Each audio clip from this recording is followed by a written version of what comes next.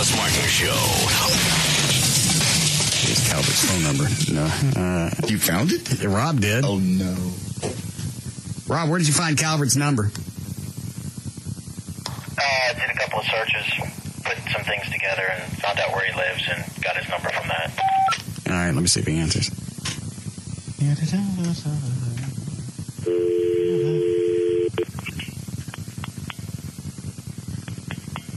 That's the wrong number. Hold on.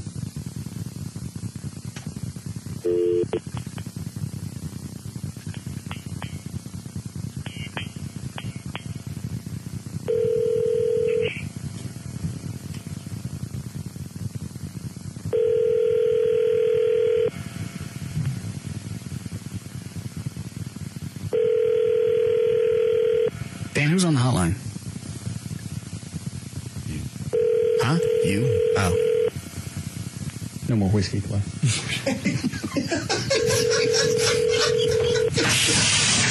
Is that a shake for Gavin on 5? Hi, Sheila. Hi, Russ. How are you? Fine. Good. I was just going to say that if Gavin needs a date for Sunday afternoon, I'll be more than happy to go to the aquarium with him. How old are you? I am 27. I'm fairly new to Dallas. Where are you from? I am from a small town out west. Hold on, can you, for a half second? Close, something's on fire, I can smell it. No, just stuff. The other thing on fire. I smell it, too. Yeah, I do, too. I never smelt that before. What's burning? It's Zippo. Oh, it's a Zippo lighter he's using.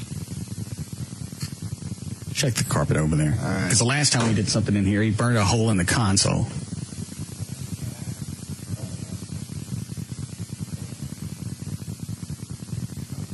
There was something in the trash. It caught on fire, but I put it out. Oh, that's what it is. It's out. Did it burn through the trash can? No, it's on top. You see right where it burns. Newspaper. He started fire in the trash can. All right. I'm sorry. What do you look like, Sheila? How tall are you? I'm 5'2", and I weigh about 115 pounds. I have big blue eyes and brown hair. What? Where do you live? I live in North Dallas. Yeah. Where are you right now? I'm at home. Yeah. Would you like to come by and see Gavin? See if there would be a connection? Sure. You'll have to tell me where you're located. All right. Well, what part of Dallas are you on? I'm in the north part of it. So I would be coming down probably 35. All right. Give me a cross street where you are. 635 and 75. Okay. All right. You're just giving me a vibe on how long it'd take you to get here. Right. Okay. I'm sorry. All right. Hold on. I'm new here, so I'm not really quite sure. That's okay. Hold on. Gavin. Yeah. You want to meet this chick? Sure. Okay. How long are you going to be here? I'll be here for a while. Okay. Oh, I thought you were talking to me. No. How long before you leave, sweetie? Me? Yeah.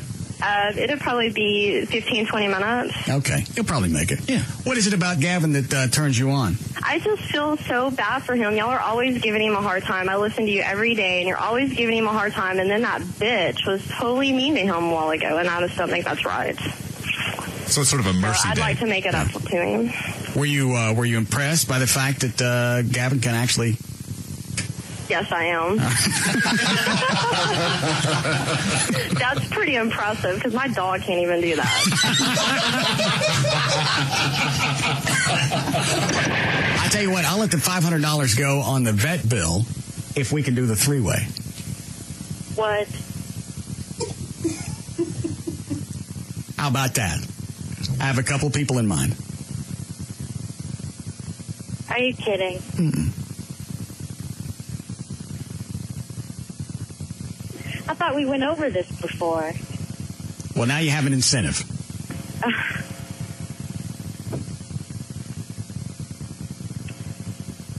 I don't know. Maybe. Slight chance. Would you want to have drinks with the prospects ahead of time, or you just want me to pick one and surprise you? Oh, well, I mean, if we did it, yeah, I'd have to have numerous drinks. What are you doing? Nothing. Huh. Celebrating. It's Arbitron Day. When can I set this up? Well, let me ask you this then. Say that I consider this. Mm-hmm. Aren't there going to be any guidelines? Like, are you going to be able to have sex with this prospect? No. You hesitated. That's comforting. Well, I'll work you into the situation to where you feel comfortable, and then I'll slip it in anyway. Yes. You don't do that. You set the rules and you abide by them. You will not. All right, then I won't sleep with her. Does she have to stay? You mean after we're done? Yeah. No.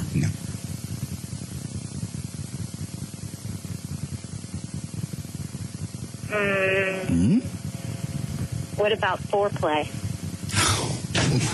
You do need to lay out all the rules. That way nobody gets their feelings hurt. Foreplay with who? You can have foreplay with her. Foreplay with you.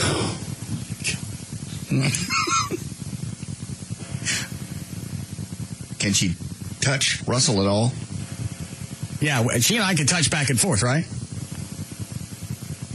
No kissing. That's too intimate. I can't kiss? That's up to you guys. I'm out of it. I should stay clear. All right. What if you have foreplay with her, and I enjoy? Oh, but I'm asking for foreplay with you. I give you foreplay. I've given you foreplay before. You give me foreplay. Are you serious? Yes. You are kidding me. We have foreplay. Oh, okay. So let me get this straight, so make sure I have this definition correctly. You telling me to spit on it is foreplay?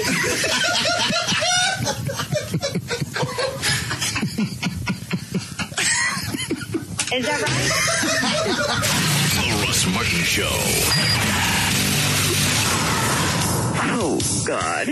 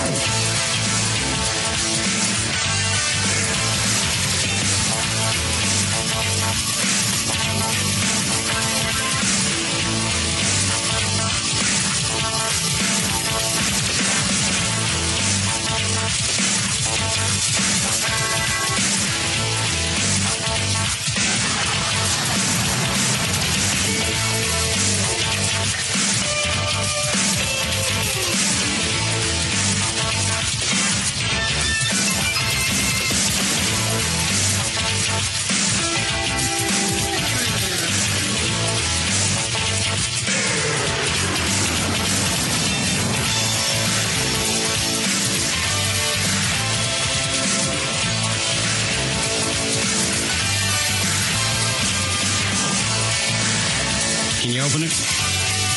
Trying to right now.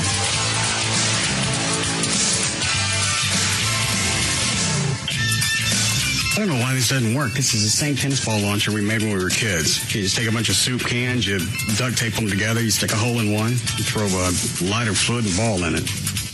And you tried it today and it just doesn't work. Yeah. I even tried a can with smaller holes. Say to use a lighter fluid or Aquanet? It's going through the stuff now. Well, I got all the right things, right?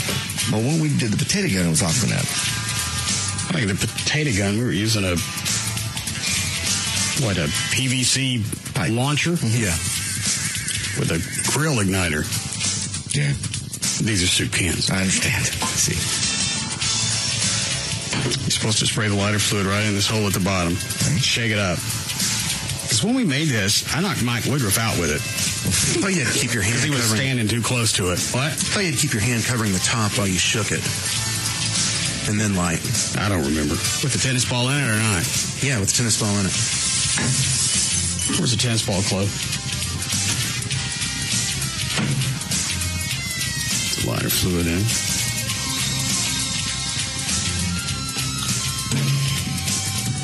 It's going everywhere. It's all right. Here, you want a torch lighter? I don't have the tennis ball yet. Here, that in. Thanks. Okay, who's got a lighter? Torch. JD's got a good one.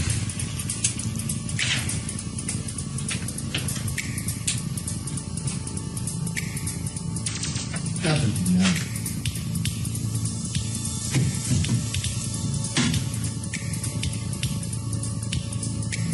Is there anything clogged in there? God, quit! Figured it out yet, Dan? I mean, this is a basic concept.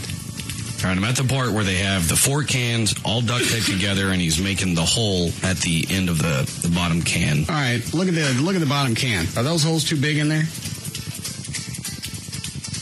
All the way on the inside? Yeah.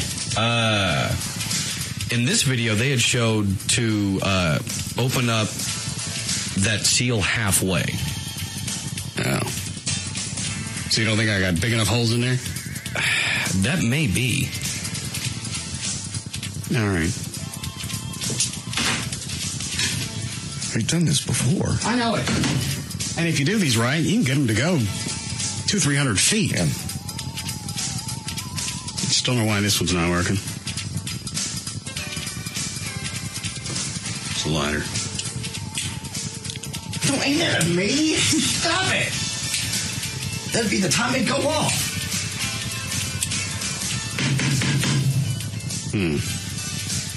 Okay. You can look at that during the break. Yeah, and this actually doesn't, unless it has audio saying what they're using for their accelerant, they don't show it like they do all their other materials. I think it's either lighter fluid or Aquanet, one of the two. I think we used lighter fluid when I was a kid. I would think either one should work. That's vexing. All right. Anything else going on? Just recovering from the election, I suppose. I didn't watch any of it. I didn't give a rat's ass. I went home. I got no clue what I watched. Somebody wants us to know what happened. How is it that Hillary won last night and Obama did too? I just don't understand all this mess. What happened? Are they both claiming victory? Well, Obama won. It looks like he's going to win the caucus. The Texas caucus? Yes. But Hillary won Ohio, Texas, and someplace else. Rhode Island. Okay, how does it work? Is this close to the Electoral College? No, the Texas deal is really more complicated than that. It is. I read about it last night, and I even they were doing a chat on it on DallasNews.com, and there are people kind of in the same boat. Like, I've got a college education, I can't figure this out. Well, how could they continue to have the caucus? And I believe they've had it in Texas for the past 30 years. How could they continue to have it and nobody understands it? Because that, to me, would be a big political roadblock. I think probably one of the biggest things that makes this interesting is that nobody can understand it. Well, but the Democratic, usually by this time, the nomination for the Democratic Party is either it's an incumbent or it's been locked up. So no one's really going to have no bearing on Texas. Right. Now, this did matter, and so everyone got into it. I mean, there was record turnout across the state. And you had different people at different caucuses that didn't know what was going on. Yes. And now Hillary's thinking about suing. That's my understanding. And not to mention the infighting that was going on at least one caucus I was aware of last night. What happened? I don't know all of it, but my girlfriend, obviously, I couldn't make the caucus in time, but she had gone to our precinct. You were going to go to the caucus? Well, no, because we're on the air till 7. But you thought about it. I would have liked to for that reason. Because people are going to get pissed off at each other, and it's going to be entertaining. And that happened. All right, what happened at the one where the riot broke out? They started out, everyone in lines. Well, first of all, the chairperson was late by like 40 minutes, so that threw everything. I thought if you're late, whoever else is standing there is automatically in charge. That's what I thought, too, but either no one there knew that or no one wanted to do it. I don't know. Okay. And they had started out by trying to do just a couple of procedural things to get things going, and it was is everyone okay? Let's take an oral vote if everyone's okay to do an oral vote. And then some lady said we never did that oral vote, and someone else said yes we did, and then arguing ensues, and this was two ladies. Right, well, what would be the oral vote? That's for what? It was just to get things going. But they're voting on what? Well, first of all, we'll take an oral vote to see if we can just do an oral vote as far as, I don't remember exactly what because I wasn't there. But it was... You're not going to tell me they took a vote to see if everybody was ready to do something. Yes. Because that's really what it sounds like. That's exactly what it was. But I don't know exactly what it was they were trying to get to. I just know that they had two oral votes to get to something written down. Okay. And I don't know how long people were there around the city when I was watching. Well, you know what? Gavin's going to know because they carried it on KLLI. I heard some of that. Gavin, did you carry the stink at the caucus? Yes. And? There were several problems. One of the problems actually happened beforehand where... This is why I don't vote. Go ahead, what? Reports that Hillary sent out messages for the caucus saying don't allow Obama people to run the caucus, in other words, become chair people of the caucus. And then there are reports that Obama did the same thing. So part of the infighting is that they didn't want one side to get over the other, so to speak. Well, I thought whoever was there first was in control. The problem is, the other problem, and you're right about that, but the problem is that, like, we spoke to one chairperson that the election before drew 6 people, this time 1,200. And you can't control those people they're lacking volunteers. Yeah, and the precinct leaders who normally, this is just a formality, I don't think a lot of them knew how to handle it. They were overwhelmed. Yeah. And then if they weren't there, then you have the race to see who gets there first. And I think I said it yesterday. They were telling their people, be at the door at 7:15, get there first. First one in is King of the Hill. Yes. How late did you run the coverage last night, Gavin? Midnight. Was there enough results by midnight? Because I think I went to bed about 9:30. At about 11:35, they called Texas for Hillary Clinton. Everything else was in. And it wasn't by that much, right? No. We were actually surprised they called it. We thought that they'd probably be going well into the morning. And that was with about 50% of the precincts reporting. But that 50% slowed down. I mean, you could see it going up 30, 40, and then once it hit 50, it stopped for a long time. So the final tally for Hillary in Texas was what? What percentage? 51? 51 to 49. And she got how many delegates out of that? I can find that out for you. I believe it's going to be an even split. So this thing isn't over. What's the next primary? Is it Philadelphia? Pennsylvania, yeah. Pennsylvania. Who's on the hotline? Mark Davis. Oh, good Lord. Mr. Davis? Hey, before we get to Pennsylvania, we have Wyoming on Saturday and Mississippi. I knew, that's why I didn't even watch the results last night. I knew nothing was going to happen decisive in Texas and Ohio, and this was going to continue for another few months. But that is decisive. Because what it means, I mean, here's the thing. I was just hoping that we would get to a point where Hillary would go, okay, I'm out, thank you, good night. Well, and that's not going to happen, and now I got to put up with her for another few months until Wyoming. Well, Wyoming is in a couple of days. I don't care. Pennsylvania is April 22nd, and one of two things will happen there, because what last night did is it kept her alive. She was on a respirator, politically speaking, and she rose up almost from the dead, won 2 more big states to put right in Obama's face, and make it clear that he just can't polish her off, no matter how hard he tries. And there's a creeping doubt as to whether this brother loves traveling Salvation Show act of his might be starting to wear a little thin. Nice Neil Diamond reference. Thank you. Why do you think all of a sudden Hillary's got this little push here at the end, especially where she needed it? 2 reasons. One is that phone ringing at 3 o'clock in the morning ad, that kind of worked. It reminded people that it's fun to cram into Reunion Arena with 17,000 people and get immersed with the holy water of hope and change. But then you got to kind of think about who do you want to run the free world, and maybe that requires a little more on your resume than Barack Obama has. The second reason is the pendulum swings, man. The pendulum just swings. In sports, in politics, once things are a certain way for a certain time, the pendulum just swings. And it swung last night. It may swing again twice in the next 6-7 weeks before we get to Pennsylvania. Who do you think would have a better chance against McCain, Hillary or Obama? This is blasphemy to many. I think Hillary is the stronger candidate against McCain. I'm on record saying he beats either one of them, but I sense the beginning of the Obama paper tiger just starting to dismantle. He's a bright man. He's a great campaigner, but you put him on a debate stage with McCain and ask America, who do you think is more equipped to be leader of the free world? It's not even close. I don't even know if McCain, and a lot of people like to go back and point towards his service to the country, which is fine, but that doesn't necessarily mean you can be commander-in-chief. Correct. Military service is a really nice thing to have on your resume. 5.5 years as a POW is a really nice thing to have on your resume. It speaks to your sacrifice. It speaks to, what the country means to you. General Wesley Clark was a general. I wouldn't let him, wash my car, much less run the country. The man's he's a total tool.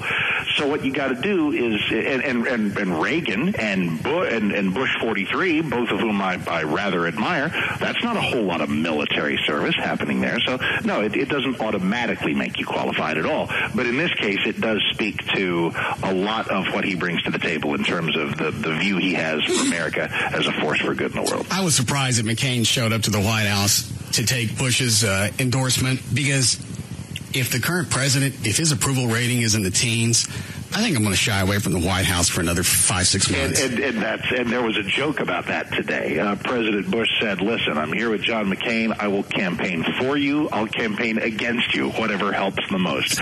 And we can joke about that all day. It's not really in the teens. It's the low 30s. The one that I saw today was... it was almost 80-20 as far as the approval-disapproval rating went. You sure that wasn't one of those? It's been like this. I see one of those reports every day, and it's been in fact, it's dropped over the past week and a half, and I don't know why. Well, let's put it this way. You got to get the endorsement of the incumbent president, and here's one thing. The incumbent president is still widely admired by a lot of conservative America that's not thrilled with McCain. So today probably helps him. Now, will President Bush be arm in arm with McCain at 35 campaign stops in the summer and the fall? Probably not. Hang on a second. You want me to play this for Mark? Have you heard, you ever heard of, what's his preacher's name? James David Manning. You ever heard of him? Nope. Okay. Trey found this link yesterday, and I think we played this on and off for almost 4 hours. Yeah. Let me know if you can hear this or not. This is his take on Obama. This is from one of his sermons. Obama is a Mac Daddy. Can you hear that? Yes. Okay. Obama pimps white women and black women. He got started. You didn't notice him till he brought out those big-chested white women with their tight T-shirts and their short pants. That's what a pimp does. Stop me if you've heard this one. I don't know, but I'm ready to go to this guy's church on Sunday. This is only a small portion of this. He goes off on Obama. Who was it? One of the reasons he doesn't like Obama that we can figure out is because Obama's mama is white, and Obama is being the good colored boy. And it's okay. It's a lot easier for the whites to accept him than somebody like Jesse Jackson or Al Sharpton. A lot of people are resentful that Obama is not running as Jesse and Al did for president of Black America. I have no intention of supporting Obama. I don't think he has any business being in the White House. But one of the honorable things about his campaign is he really does seem to be reaching out and making clear that he is actually trying to be president for all the people, which drives some, black activists berserk. Only because he's half white? No. That's his rate. A lot of the stuff that came out of this reverend that we played yesterday is beyond anything that Imus ever said, and nobody's jumped his ass for this. Well, it's because nobody knows or cares who he is. I mean, the guy's some Well, you're right. that, Until yesterday, I had no clue. Yeah, well, so, I mean, if somebody famous throws down the controversial hot opinion, then there might be a price to pay, and there shouldn't be, but there is. If it's somebody who's obscure, then nobody cares. But it's not that Obama is half white. It is that he has committed the sin of not trying to be president of black America. There are a lot of black folks for whom Obama is simply, and you'll hear this a lot, not black enough. And sometimes they're talking about literal genealogy. Other times they're talking about behavior and campaign and things that his campaign is focusing on. I would think that anybody borderline black, they would be ecstatic to have near the White House, because this is as close as we've been ever. And that's exactly the way it is. That's why Obama gets 85 to 90% of the black Democrat vote, and will continue to. Okay. How late were you up last night? Not as late as I could have been. I came home. I did election coverage until 10, and then came home and stayed up till about midnight. But I did 3 talk shows yesterday, Daddy. Did my own show. Did the election coverage. I don't know if this got to you. I filled in for Limbaugh yesterday. Did you fill in for Limbaugh nationally or locally? Nationally. Well, when one does that, one does it nationally. Yeah. How does one fill in for Limbaugh locally exactly? I don't understand the question.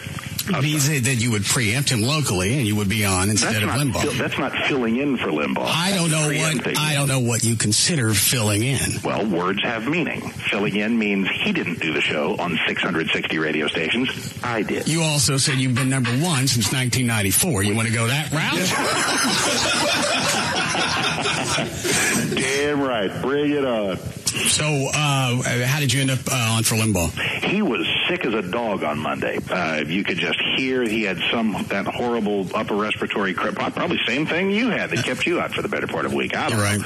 And he was just feeling miserable at the end of Monday. Phone rang at the station soon after that on Monday, and then my phone rang, and then we learned about it. It was confirmed about 6 o'clock yesterday morning, and then so I did my show, and then turned around and did his. Pretty cool. Had you filled in for Limbaugh before?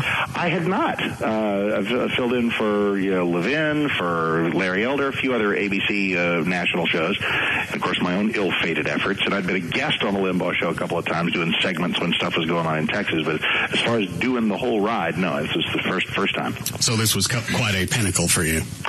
It was pretty cool, man. You know, you got to boil it down and say, you know what? It's a radio show. You know, it's a radio show. And you know what you're doing, so you just got to do it. But where did you do it from? You do it from your own studio? My exact same studio. Just fired up the ISDN. I was listening to them through my headphones. Fired up the internet-based call screening, and we're off to the races. I mean, it's not like I don't know the formatics, so it was pretty simple. That was pretty quick study. You want to know something? You want to pull back the curtain a little bit? What is the one issue that, and there are about 4 people that sort of run the Limbaugh show. He runs it, but as far as operational people and, his minions and all of this who kind of get with whoever fills in and sort of tells them what to do and what not to do. And that's a short list. They know what you're doing. You're not going to, screw Do you know where he's going with this? Not at all. Bring up whatever you want to bring up. But do us a favor. There's one issue we would like for you not to bring up in the first hour. What do you think that would be? With Limbaugh? Yeah. It has nothing to do with him. In fact, I'll give you a clue. The reason they don't want it brought up is because if you bring it up, you will do nothing else for 3 stinking hours. The black people don't float? Negative. That's the local show. Oh, all right. I'm out. Immigration, baby. And that would fill up the rest of his show? Oh, good God, yes. Well, it does mine. I mean, if I'm sitting there talking about something else and there's somebody who just wants to call up and, and throw down a rant about, listen, and I love it and I agree with these people. But how many times can you put somebody on the air who says it's not about race, it's about behavior. We love legal immigrants, but not illegal. It's a strain on our society. Da-da-da-da-da-da. Totally true, but the 743rd time you hear that, and you say that, it's like, Jesus, can we talk about something else? Well, it's because it touches everybody as far as the economy, other people claiming it's taken my job because there's so many illegals here. Absolutely. You know what? Unemployment is around 4 or 5%. You didn't want a job. If all 12, 14 million left tomorrow, nobody's going to step up and take those jobs. No, we don't know that. Yes, we do. No, we don't. Otherwise, unemployment wouldn't be as low as it is. Unemployment is low because we have a vigorous economy. And New Orleans would now be about 20% Hispanic. Exactly true. Okay. That is a good point. All right. Well, thank you, sir. Congratulations on the Limbaugh moment. My pleasure. That was fun. I enjoyed it. And always good wishes to you guys. Glad to get better. Okay, blow me. You can just tell when he was on for Limbaugh, he was just glowing. Oh, did you hear it? I heard part of it, yeah. Hang on, this was yesterday or today? This was yesterday. All right. He was just glowing. Oh, my God. It's Super Tuesday, and I'm on for Rush Limbaugh. I didn't think about it in Super Tuesday. Oh, he was sitting naked in the studio. I mean, when you normally talk to you. I know my penis is around here somewhere. I know it. He normally talks like he does to us. When he was on for Limbaugh, it was just dynamic and just all in your face. That's correct. Well, he does that when he gets wound up, especially about the elections. Anything that has any taint of politics to it, he gets twisted. Oh, I know. Before I couldn't care less. Again, why I don't vote? Because it's not going to change anything. Whether Obama's in the White House, Hillary, or McCain, I'm not really going to see anything dramatic in my life. So I don't care. And he lives and breathes it. You're right. It's just funny to hear him. I don't know why you would get someone immersed in something that's really not going to change dramatically. Hillary or whomever's not going to step in the White House day one and change anything that's happened over the past 8 years. And if you think that's going to happen, this is beyond fantasy. It's the process.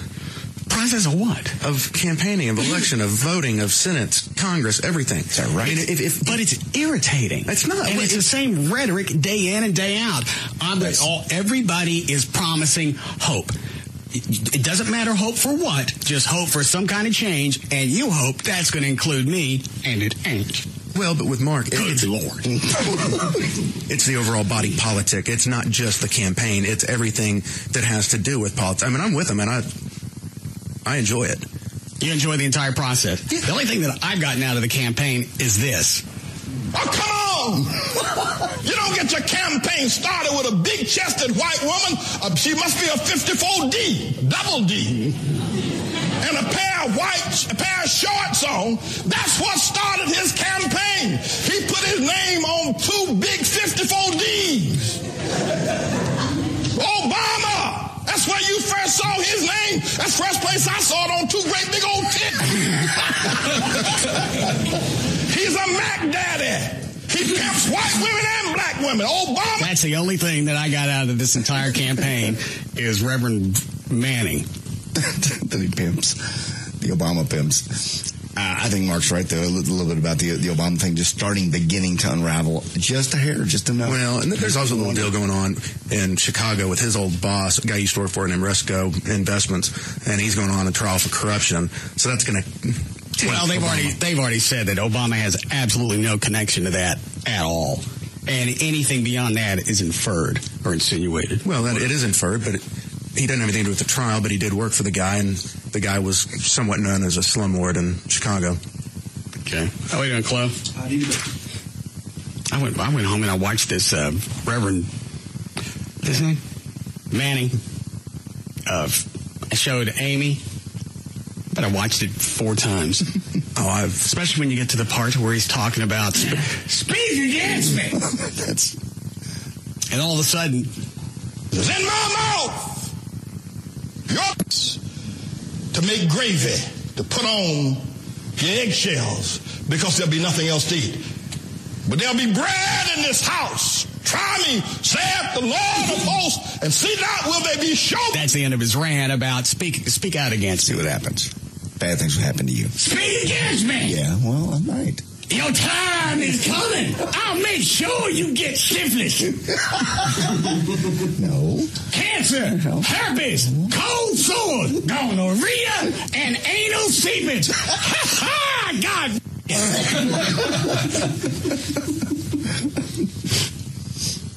And the way that he thinks, it's a matter of truth. Angle feed pitch, I think, got him. No. It's the 8th plague. I can't say it. All right, I'll turn the mics off. What? Yeah. Damn. Wow. God, that's cool. Go ahead and say it. Pussy.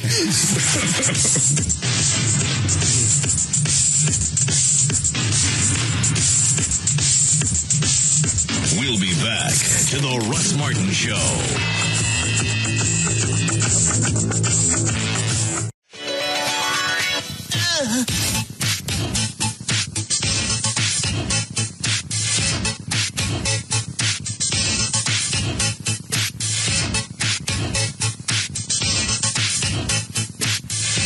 Now, back to the Russ Martin Show. Cheers.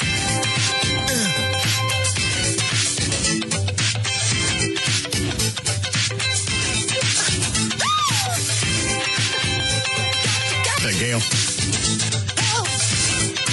Hi, Gail. Howdy do. What do you got? TXA 21 and a wreck in Mesquite. Southbound 635 at Town East Boulevard. The 2 right lanes are blocked. Right now it's only backed up to Oates. Ow. In Grand Prairie, 360 southbound slow from Carrier Green Oaks down to I-30. And Illinois at Britain, there is a structure fire. On Northwest Highway at Jupiter, you got a crash too. And I'm Gail Lightfoot on the Russ Martin Show. All right, 43 for low tonight, and then going to be mid-40s tomorrow, cooling off a little bit warmer for the weekend. 67 degrees now at Live 105.3. All right, I'm just about burnt out on him. What is this last link you sent? That's a brand new one. Brand new is what? It just was posted. It's a new, like over the past week, year? Day. Oh, okay. I think the title.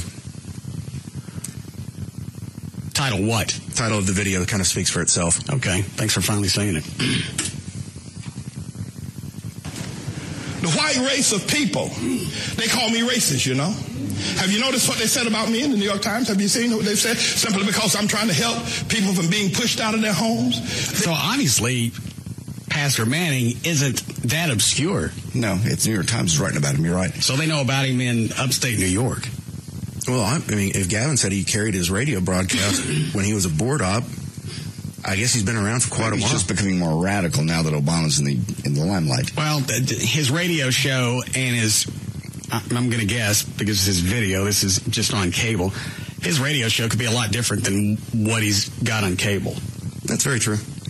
Because you can almost get away with anything that you want on satellite or cable, because especially this, you're buying the time. Yeah. They've lived and worked in this community all these years. They've made the trains run on time. They've paid the rent. They've cleaned the toilets. They've pumped the gas. They've cleaned the hallways. What's he talking about? Black people? He's talking about the people of Harlem that now that there's money coming in and investments, that the real estate prices are going up and they can't afford to live there anymore. So he wanted Harlem to stay slum? A ghetto? I guess, or people just come in there, fix it up, and not change the prices of anything. Oh, I got it. Invest, but property values would stay the same, or drop, just help you out. Yeah, basically just throw the money in there and walk away. Cleaned the hotel rooms. They picked up the dirty sheets. And now, the thanks that they get from an ungrateful city is to bring in people to push them out of their homes, price them out of their homes. That needs to be... Well, hang on. If the property values go up and you sell your home, you're going to get that. Well, but a lot of people are renting. They don't own it. Okay, so the landlords are going to make the money. Exactly. So again, Reverend Manning would prefer it to stay a slum. Obviously. Justice! And for me to stand up and to defend them, they call me a racist. But let me tell you what has happened with white folk and their so-called political correctness. You know, he really almost is a black wizard. Yeah, it's absolutely irritating at this point. You said it yesterday. At the beginning, it was funny. It's not funny anymore. Well, it's not funny because if you took this anything that he said and had it come out of a white head, you couldn't count the number of this room would be filled with protest cameras. Not this room. Words that you should say and should not say. There's a whole cadre of language now that you can't speak. And words that you ought. He's about to go off, isn't he? Yep. To speak and avoid. I won't get into all of them, but let me deal with a couple of them. Yeah. One is that people used to call each other niggers. Hold on a second. Why'd walk away from the mic? I think he has to go grab a towel and wipe himself off. Obviously, he's working up a sweat. Oh. Be right back. Let me just take this with me. Why don't I do that?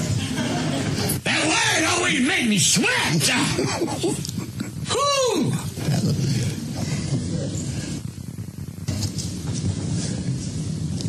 People used to call each other niggers. Nigger. Hey, nigger.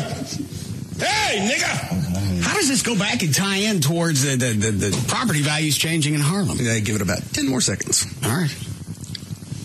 Come here, nigger. You my nigger. Come here.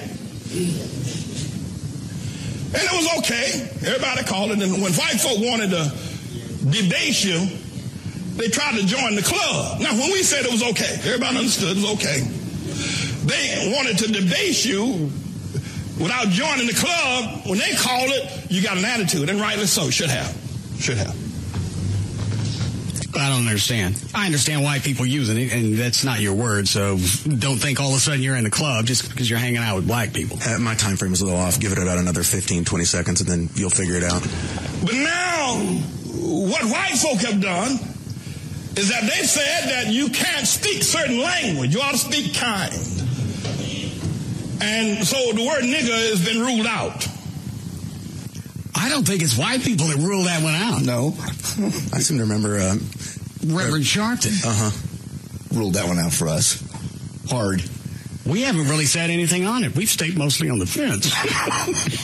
It's your word. You want to use it, you go ahead and do it. It's fine. Leave us out of this. But they picked up another word that at one time was only used by them as an exclusive club. And the word they now use is racist. See, years ago, when I was growing up in North Carolina, I never called anybody racist. I couldn't call anybody racist. Black folk never called anybody. Have y'all know black folk never called anybody racist? And nobody said that black folk were racist. Has he made his point yet? It's coming right here. It was just niggers, that's all. So now, let me pull your coat to something. When you see these mealy-mouthed, spineless white folk calling people like me a racist, what they're really doing is they're calling me a nigger in disguise. No, that's what. I didn't realize that was a code. No. No one's passed that along to us. They're calling me. They've changed the language, but it's the same thing. When they call you a racist, that means you are unenlightened, uninformed, not with it, can't get with it, don't understand what's happening, old-timey and old-fashioned. Well, that's the same thing a nigger means. That's not even close.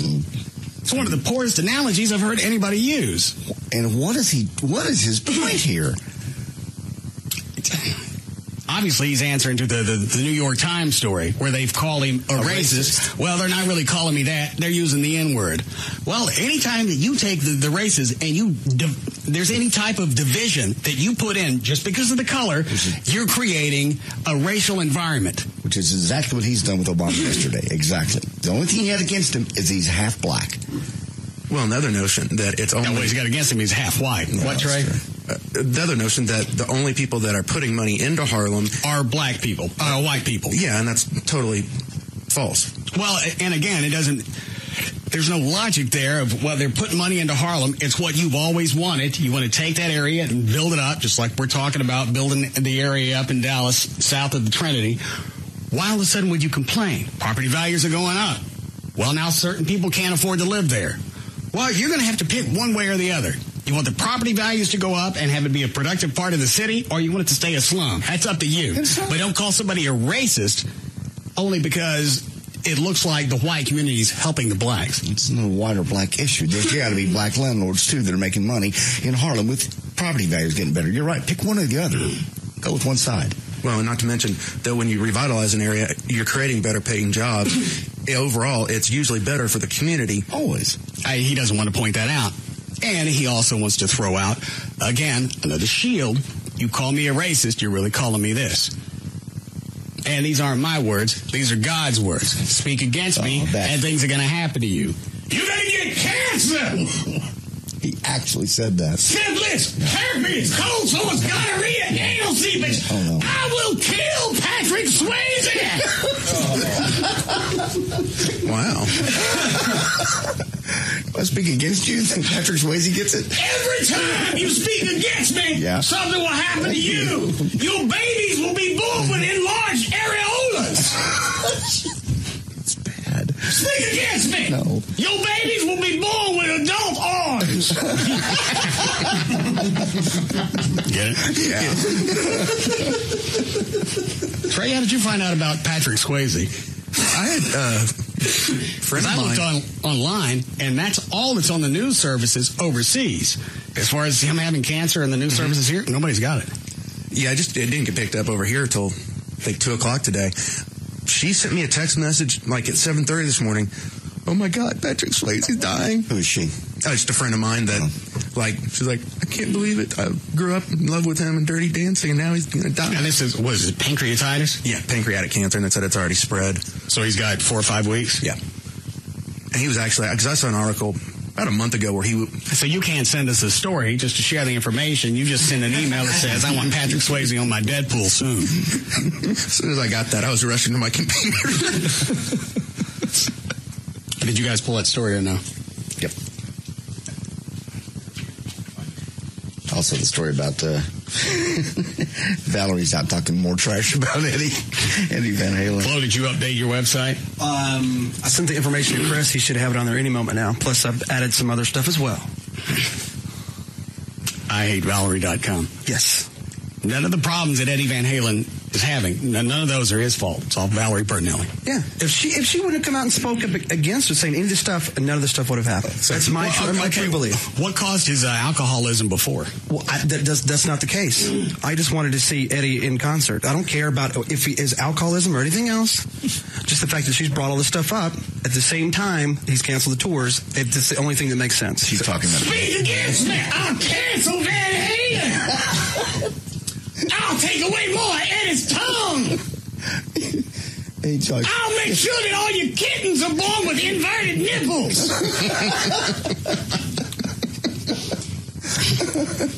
I'm sorry, what were you saying, Glenn?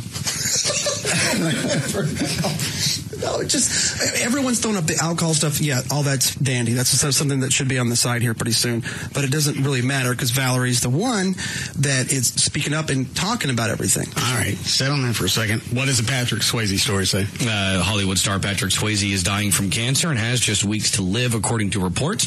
The Dirty Dancing star is suffering from pancreatic cancer, according to MTV.com and the National Enquirer. Patrick, who's 55... was apparently diagnosed in late January and has been receiving radical chemotherapy from Stanford University's prestigious cancer center in Palo Alto. Doctors have now reportedly told him that they are no longer optimistic that further treatment will be successful.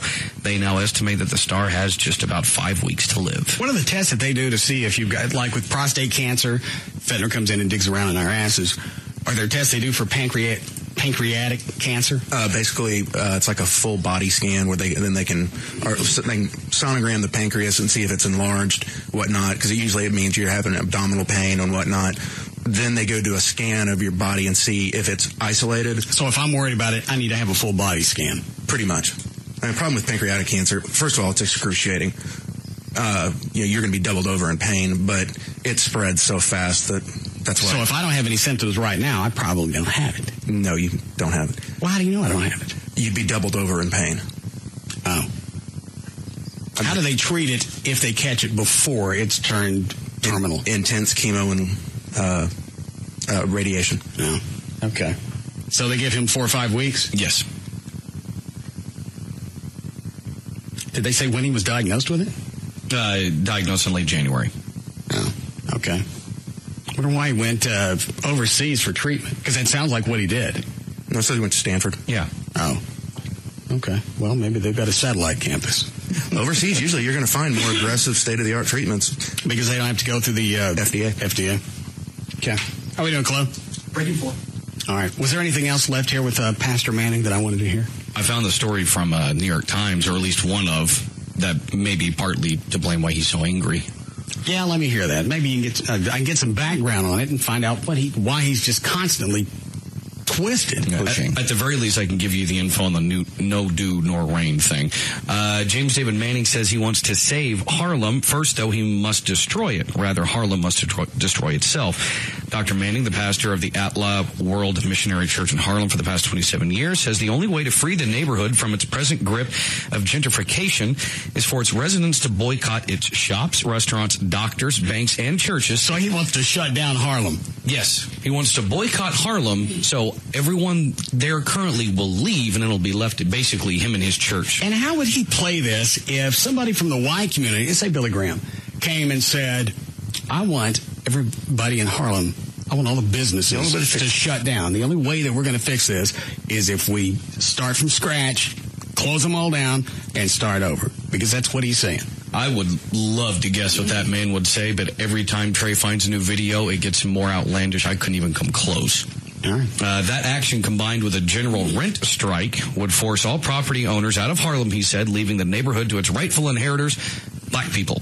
Black property owners would not be spared either. He says, just because you're a black business, you think you're going to get a pass?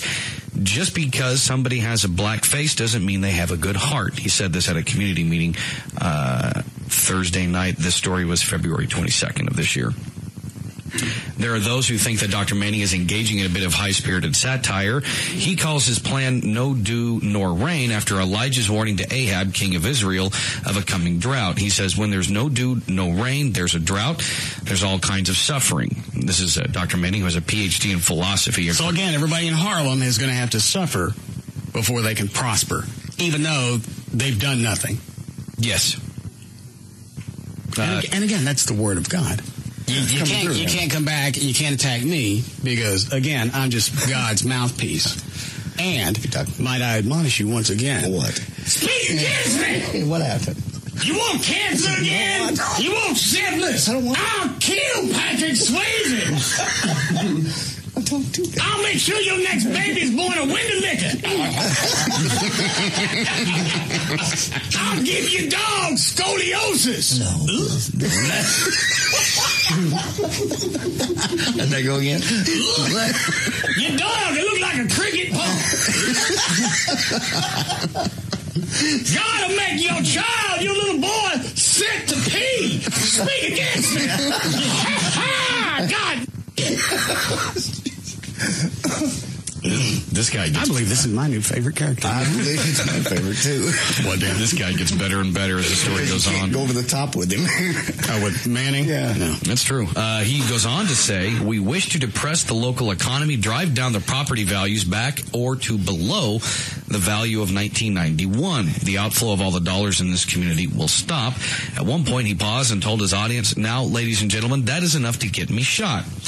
Led us some nervous laughter, blah, blah, blah. Then it goes into, Dr. Manning said he loves Harlem and its people and is only offering himself as the sort of effective leader the community has lacked since the days of Adam Clayton Powell Jr. and Malcolm X. The pastor said Jesus appeared to him in a vision during prayer in the early 90s and instructed him to change the name of the neighborhood from Harlem to Atla, which stands for All the Land Anointed Holy. Pastor Manning was commissioned by the Lord God Almighty to go into Harlem and preach righteousness, and the Lord God would clean that community from river to river, the church website states. And that's a dandy shield to hide behind. Oh, how can you fight that? You can't go back and challenge it. All right, prove God didn't tell me that. Prove any of this didn't come to me with some kind of divine intervention. Speak against me one more time. I'll give you gonorrhea! Anal savage! I will kill Patrick Swayze! There'll be no more dirty dancing! Your pancreas will fall the hell out! God!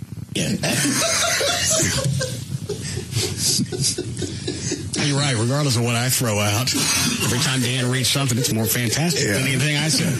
We want to shut down Harlem. We want all the property values to drop. Because the angel came and talked to me. Or was it Jesus? It was both. The angels came to him. Jesus and his posse. Yeah. Well, it was the two angels that came to him right after he got out of jail and had 50 cents in his pocket. He saw them in Prospect Park. Did we ever find out what he was in jail for? Robbery. Oh, yeah. armed. I just in one of his white collar crime. In one of his sermons, he says, "You know, I went to jail for robbery because I didn't rob anybody, but that was just the time." It was like in the 70s. I think he was saying he was framed.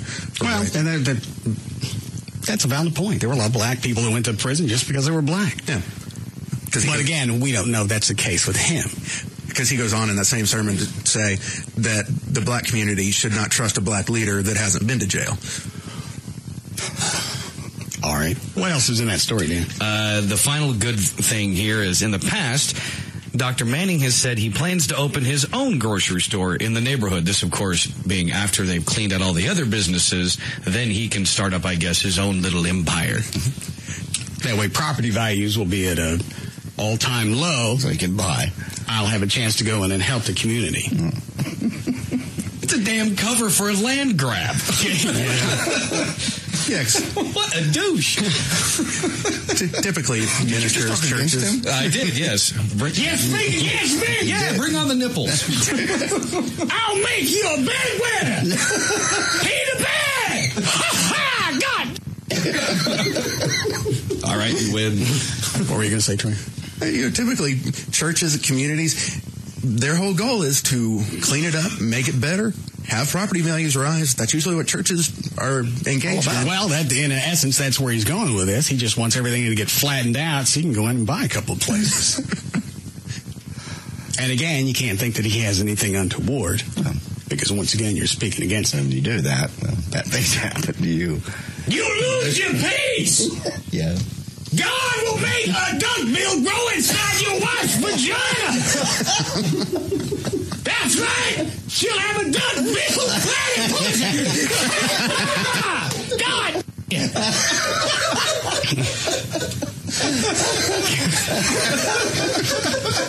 I know that one was a stretch. Yeah, that's a good one. Break here.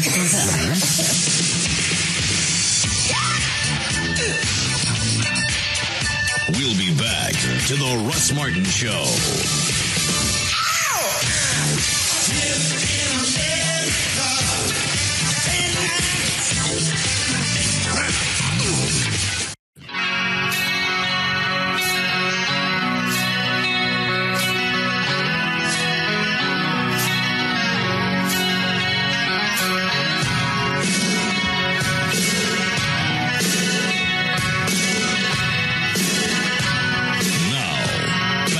Russ Martin Show.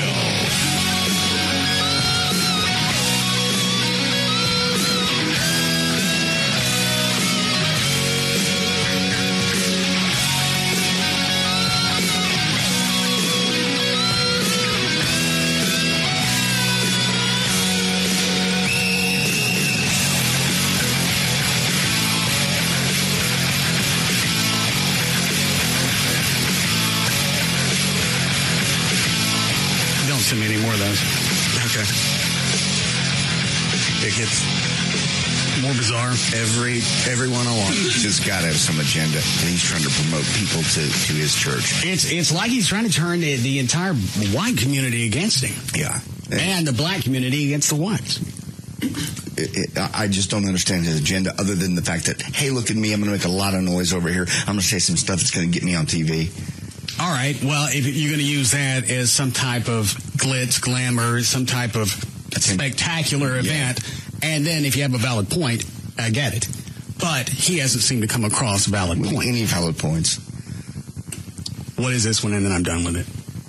Basically, it goes into this. I've only been to watch about the first 3 minutes, but he's telling young black people that are for Obama that they don't have the right to choose a black leader because they haven't been through enough. They've been to college, they've run up debt, they're living white, they're eating white, it's dating white. I mean, that's...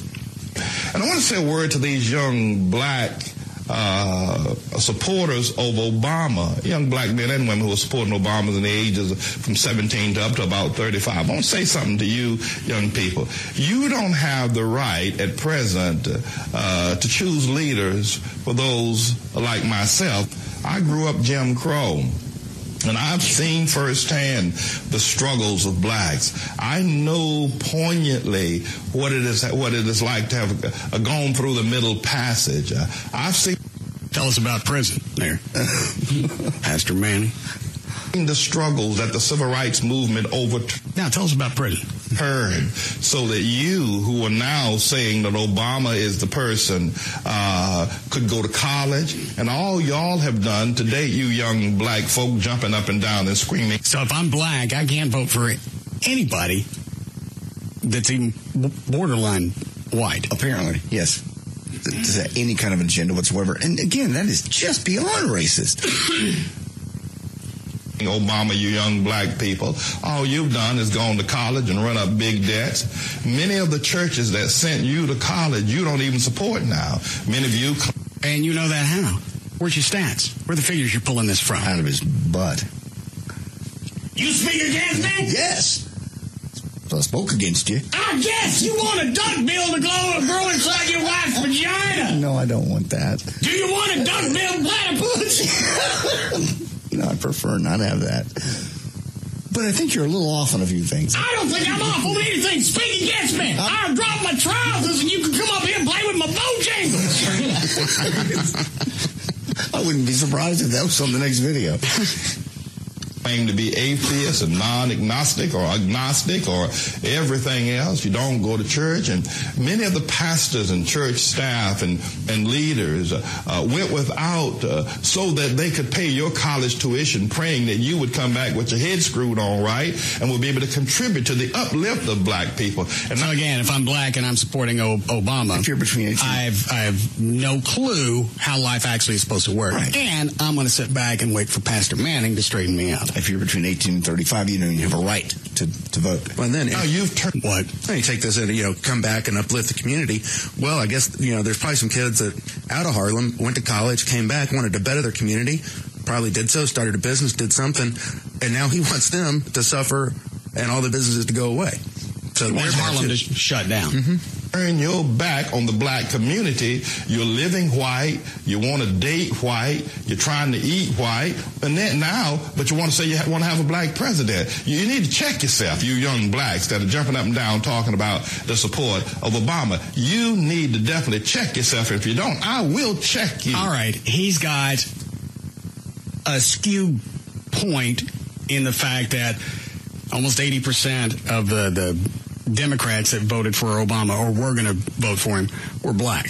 So obviously they're voting for him or they're supporting just because he's black. All right, so I have that point that he's making. All right. You're not going to have that big of a percentage in one ethnic profile unless they're voting for him just based on color. All right, I'm with you. Well, how does that make him a bad leader? It doesn't. But he's just saying blacks are going to vote for Obama because he appears black. If you want to vote for somebody because they're really black, make sure that their bloodline is really black. That's what he's saying. God, as you said, man, this came out of a white man's mouth. Holy mackerel. This will be front page news. All right, I'm irritated with him. Dan, you got news? Yeah. All right. What are you looking at online? Just another article about him that I just started. Okay.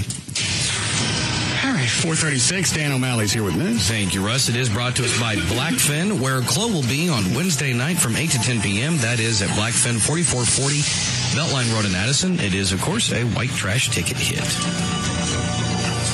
Wednesday, March 5th, 2008, birthdays today. Michael Irvin turns 42. Craig and Charlie Reed turn 46. They are, of course, the Proclaimers with their big hit, I'm Gonna Be, also known as 500 Miles. Are you still going to do that song at the white trash party? If you want me to. Do you have the lyrics memorized or you need them printed? I'll try to memorize them between now and then. I just need to work on it. But I'll have a sheet as backup. We still need to pick a song for Trey. Yeah, that's what I was going to ask if we've come up with one for Trey. The same. We have a week and a half. Do you have any favorites, Trey? Nope. You're just going to let us pick? Nope. I didn't realize this until, I think it was 3 or 4 days later. What was the last big place we played that Trey was supposed to sing? Was it House of Blues? Mm-hmm. Yeah. I didn't realize. Somebody told me he passed out backstage. You passed out over the thought of maybe having to sing? Mm-hmm. Why? Where does a panic attack come from? It just... 90% of this band, almost all of the band, can't sing or play. True. And we still make it out there every time. but you're a band, and A, that's why I didn't want to be in the band, but B, you're as a group, and because it's you and it's a show. Everybody else is still there to see all of us. There's nobody going to be there that hates you and wants you to blow it. How about Milkshake? Who does that song? Oh, the Milkshake to the Yard song? Yeah. Is that it? I don't know who sings that. Yeah, it's Khalees. How's it go? All the girls, some to do the Milkshake, and I can't. My milkshake brings all the boys to the yard. Yeah, there you go. Yeah. Oh, hell yeah. Yeah. I'll be your hype man if you do that. No. His what? Rappers always have like the hype man. It's like you have the main rapper, and then you usually have some other guy just kind of running around the stage going, yeah, yeah, over and over. A fluffer. I can't do this. Is that song in the Jack Library? I don't think so. I'm looking now. What about... you come in here every day, you perform, people are listening. Yeah. It's just different. I really, my back is already, it's going to start locking up again. Because of this? Yes. This is something you probably should sit down with Dr. Thornton. Dr. Thornton in the corner. Because this just is a performance anxiety. This is something else, especially if you passed out at the House of Blues. It's the whole deal of this is putting me out there just to be a spectacle. I can go. The entire band is a spectacle. It all started from the idea of us being a spectacle. We haven't changed from the. We haven't changed. We're still a spectacle. People come to see us freak out. Yeah. They come to see with the woman with the duck bill in a vagina. And the cat with the invited nipples. It's a freak show. People come to, they expect that. They love it. If we don't give it to them, then they're going to be pissed off. If they came and they saw a polished band, they'd set that place on fire. That's not true.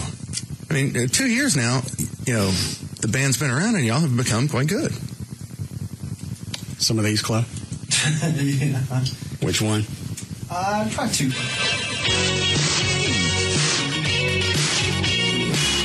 That's a party song.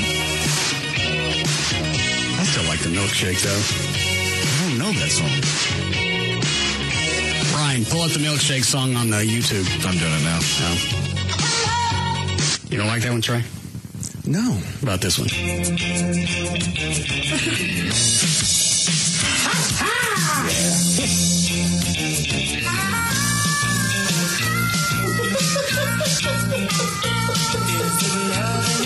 And this one's probably in your range. I don't have a range. You do. Because Boy Trey. That's great. Try it. Right.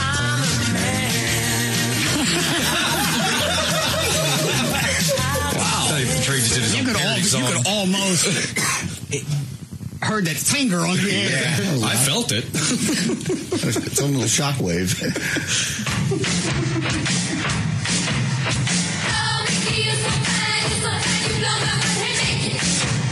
No.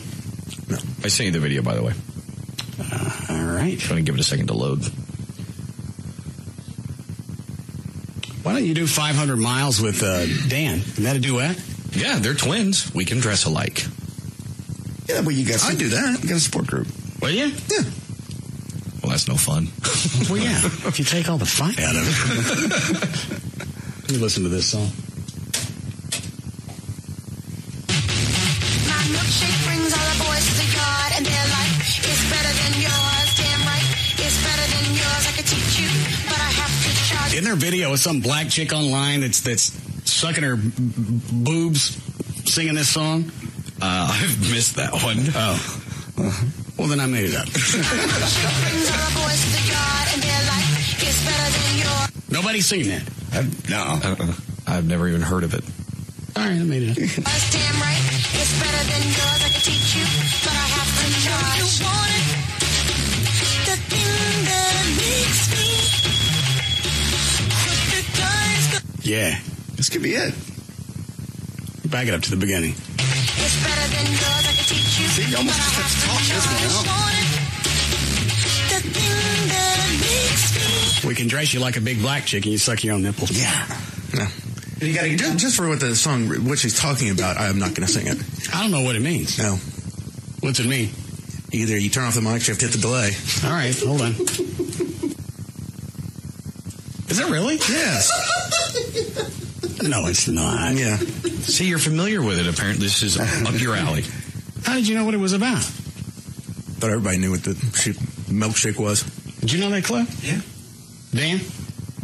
No. I never heard of this. But then again, I never tried to dissect the metaphors of hip-hop. How does that turn into a BJ? You create a milkshake. You're shaking until you get milk. Maybe she's talking about a Holstein. Well, if that's his name. Could be. You guys have overthought this. Are you sure that's what it is, Trey? Positive.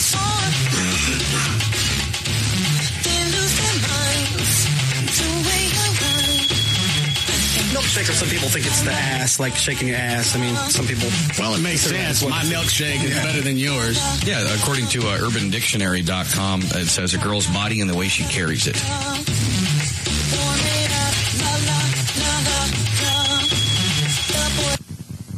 But if you want, Trey, when we do the song, you can somebody on.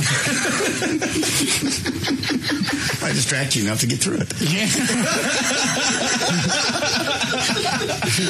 Especially if he.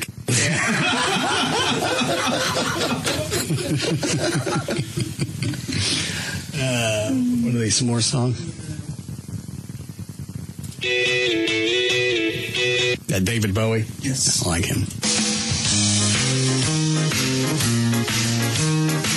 Oh, it's a fun song. Yeah.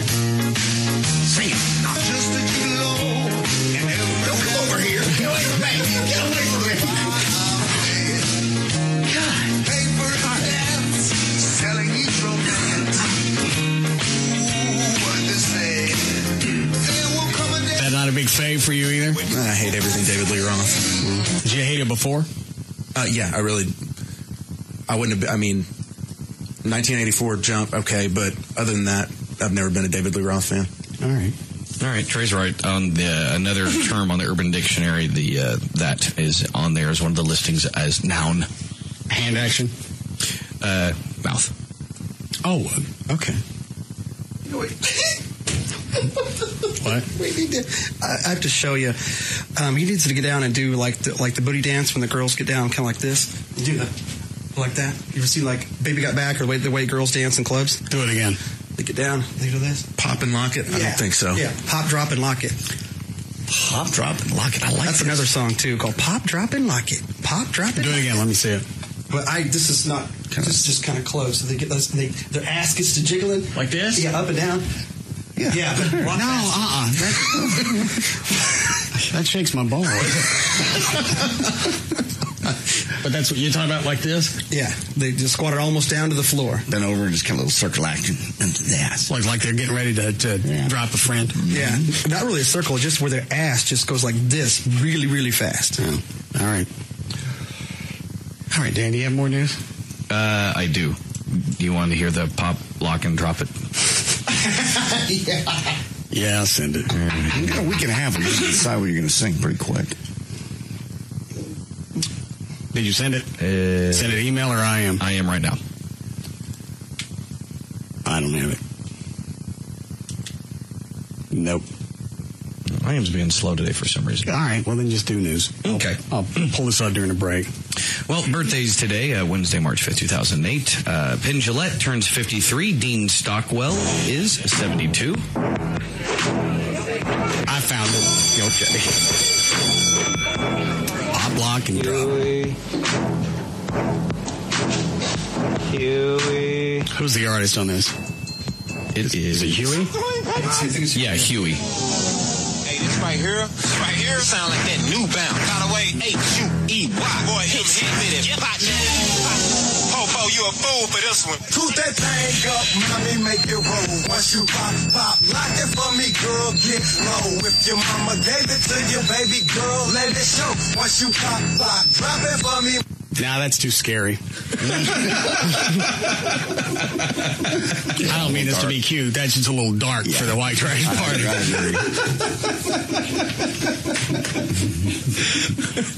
We'll find one. Good. Well, after Democrats cast ballots, they went back to caucus last night, making for a longer night than expected for some. It was well after midnight before some Arlington voters caucused, and even after waiting 5 hours, many still left without even casting ballots. People complained there weren't enough workers to handle the crowds. Texas voters turned out in record numbers. The Secretary of State reported a turnout of 3.7 million, or about 29% of the registered voters. It's 1 million more than the record set in 1988, even without final numbers from some precincts. Trey, who would they go back and sue? Like Hillary's talking about suing because of the Texas two-step. The Democratic Party actually set that up in Texas. Who do you go back? Who do you take to court? I guess the Secretary of State and the Democratic Party. Because ultimately the Secretary of State oversees elections, and then the Democratic Party, because they were supposed to... And what is it going to be? The lawsuit's going to be based on what? This Texas two-step's been in place for 30-plus years. All of a sudden, you got an issue with it because it didn't help you out? It'd be the same thing in which Bush sued in 2000, the 14th Amendment Equal Protection Clause. Not everyone's vote was counted equally, therefore it has to be cast aside. Now, was Bush with the general election, or was it with the primaries? Well, Bush was the general election in Florida, where they didn't have a uniform, hanging Chad done it, and not a uniform way to recount. Got it. Okay. And Senator Barack Obama survived defeats in 3 primaries with his lead in the delegate race essentially intact. Clinton netted only a 12-delegate pickup despite winning primaries in Texas, Ohio, and Rhode Island. In the overall race for the nomination, Obama had 1,562 delegates, including separately chosen party and elected officials, known, of course, as the superdelegates. Clinton had 1,461, and it, of course, takes 2,025 to secure the Democratic nomination. For the night, Clinton won at least 185 delegates, and Obama won at least 173. And I actually asked Gavin about this a little while ago. I said, because he had sent an IM saying there's only 611 delegates left with all the primaries left. Okay. It's possible that come time for the convention, the Democratic convention, there may not yet be a clear winner. Well, they're talking about having the primary again in Florida. And Michigan, because Michigan was the same thing. Michigan had the same thing that Florida did? Yeah, they moved their primary, so the Democratic Party didn't count their delegates. So if either side doesn't have enough delegates, they'll go back and challenge both Florida and who's the other state? Michigan. Well, you also have another deal is on some of these states when there were more Democratic candidates and it was not a winner-take-all, but each candidate got some delegates, you still have probably another 200 delegates out there that went to like Bill Richardson or I forgot who else. Their delegates then can go to the convention and vote any way they want. You really, for the first time since the 70s, the Democratic convention, you could really see a bloodbath that it goes to a couple of votes before they can have a clear winner. All right. President Bush endorsed Republican nominee in waiting, John McCain. That was still a bad idea. The two bitter. For McCain to show up? Yeah. When your approval rating, I don't know what polls Mark Davis is looking at, but I think Bush, it's really in the upper teens, lower 20s as far as his approval rating. Everyone I've seen is that same thing. But doesn't the standing president have to endorse? Well, he has to. Well, he didn't have to do anything, and also McCain didn't have to show up. Yeah. I don't want to. No. Not really. Don't go out of your way. Right. Let him put the suit on. Couldn't you get Hitler or somebody? Somebody with a better image. Damn. Well, but McCain can't snub Bush because it would piss off part of the party. And he's already got enough problems with the party. Well, Bush has people on the Republican side that are backing away from him. Absolutely. So how many people are you really going to piss off if you don't show up for your endorsement? It's a one-time deal. You don't snub the president. I mean, and Bush, I don't know, people they were talking about today, Bush actually went to McCain's side of the car to greet him, where normally, as the president of the United States, people get out of the car and come, meet you. Well, that's what happens when your approval rating's in the teens. You start opening doors for people. He doesn't care. All right, so Bush's embrace of the Arizona senator as the party's next standard bearer comes a day after McCain, of course, clinched the GOP nomination by getting the requisite 1,191 convention delegates. Well, Dallas County Sheriff Lupe Valdez dispatched 3 opponents, while Republican Lowell Kennedy will be in a runoff with Jim Bowles, the former sheriff who led the department for 19 years before corruption allegations scuttled his re-election bid 4 years ago. Sheriff Valdez says she was extremely encouraged by the early results. Even if there is a runoff, it really speaks well for the voters because they understand the progress we have made. She said the jails are in much better shape than when she took office. Who's giggling? I am. Why? Because they still can't pass inspection. The jails? No. Look, we failed 5 in a row. Well, how'd she carry 50% of the vote in the primaries?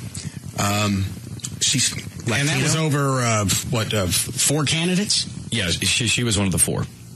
And she carried 52%. Heavy Latino voting last night, and they vote a lot of people regardless. Just because she... And how did Bowles do for the in the Republican primary? He's going to be, looks like, in a runoff with Republican Lowell Kennedy. Kennedy's the one people are, like the police unions and whatnot, are endorsing. Okay. He's a former Irving police chief. All right, fine. Well, oil prices moved above $104 for the first time after the OPEC cartel decided Wednesday to keep its production unchanged, ignoring calls from President Bush to pump more oil into an ailing economy. OPEC rebuffed its top customer. What exactly did Bush expect them to say? We would like oil prices to come down. We'd like for you to bump up production if you don't mind, because $104.50 is really a little more than we can afford. No. Would you rethink it? No. They were going to cut production at this meeting, so actually...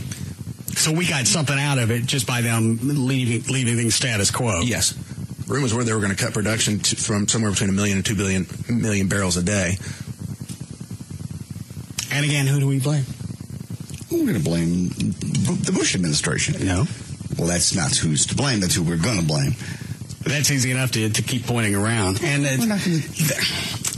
if it even looks like we're going to start more exploration or start opening more refineries, they'll bump up production.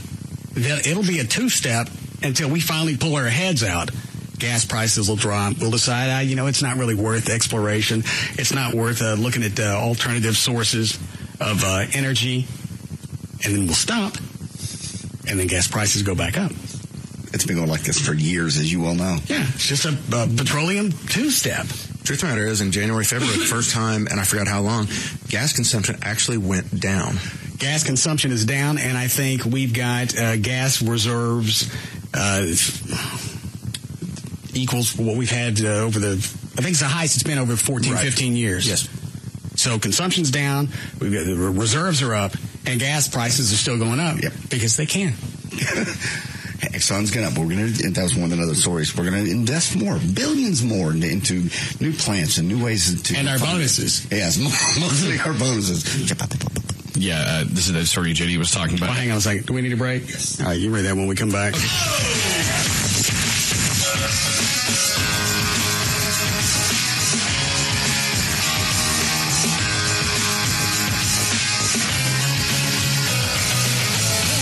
be back to the Russ Martin Show. You're unbelievable.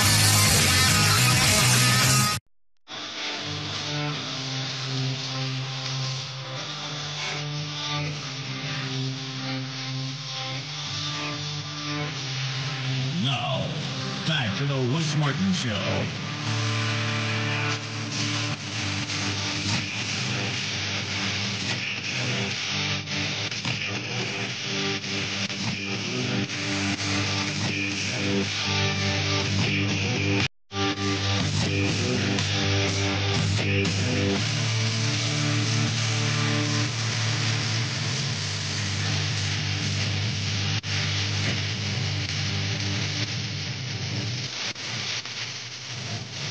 Call Russ now at 214-787-1053. All right, Dan, what else you got? Judy mentioned the oil companies investing money.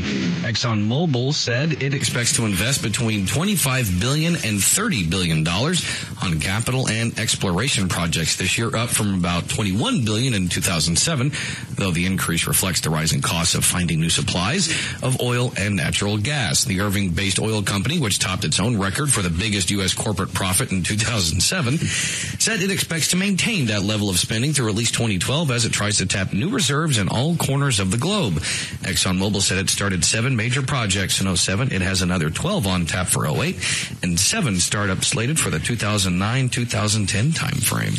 But even if they started the exploration and we have a new source of oil coming in, we got not enough refineries. No, we're maxed out. They can. I mean, so we can stockpile it. We just can't do anything with it.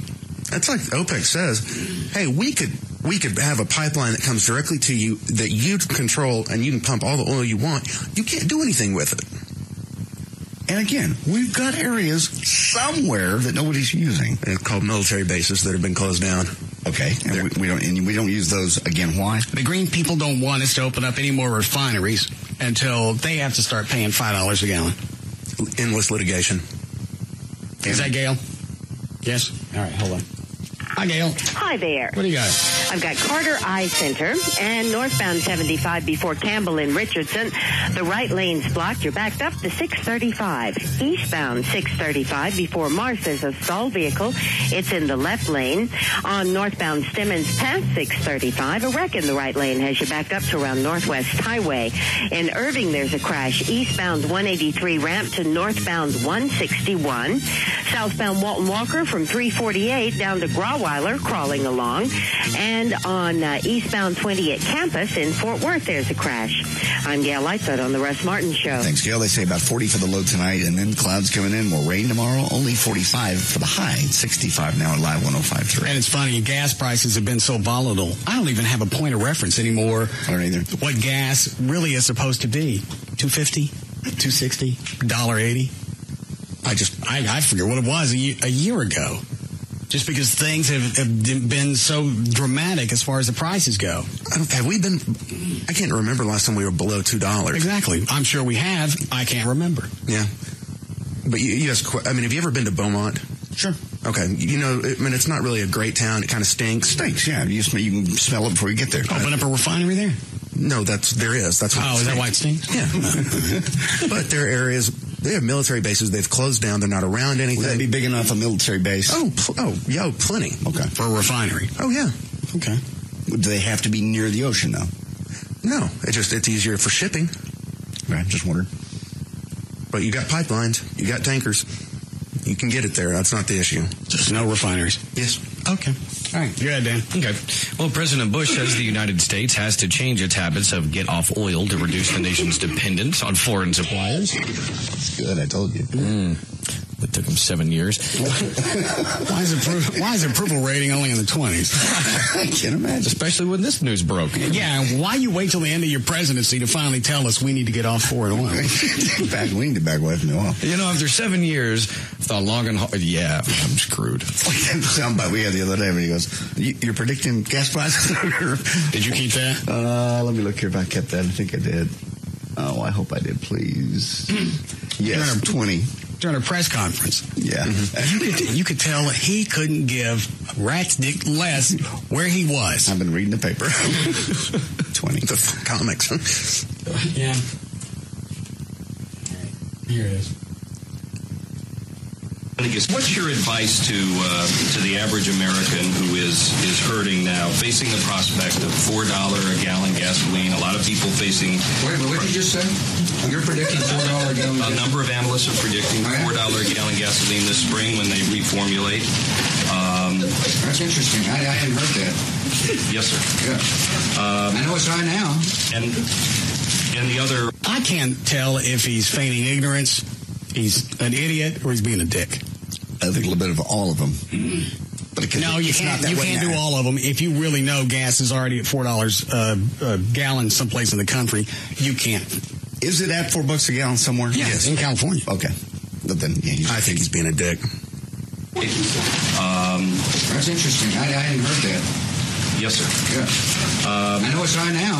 And the other economic problems facing people beyond your concern that you stated here and your expectations for these stimulus checks, what kind of hope can you offer to people? Permanent tax, keep the tax cuts permanent, for starters. There's a lot of economic uncertainty. You just said that. You just said the price of gasoline may... Is this where he gets off on his double uncertainty? Yeah. That. And that creates a lot of uncertainty. If you're out there wondering whether or not, what your life is going to be like, and you're looking at $4 a gallon, that's uncertain. And when you couple that with the idea that their taxes may be going up in a couple of years, that's double uncertainty. Luckily, they cancel each other out. Double negative. So we know exactly where we're headed. Next question. Yeah.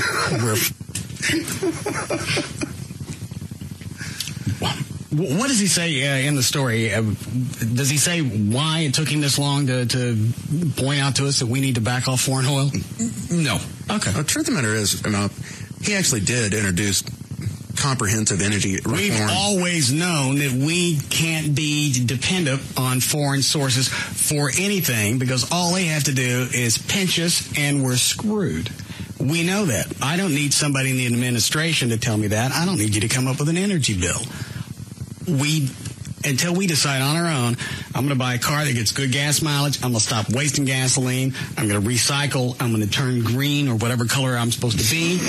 Until everybody does that, it doesn't make any difference what the government says. And this has been going on for years and years and years, and we're never going to do it.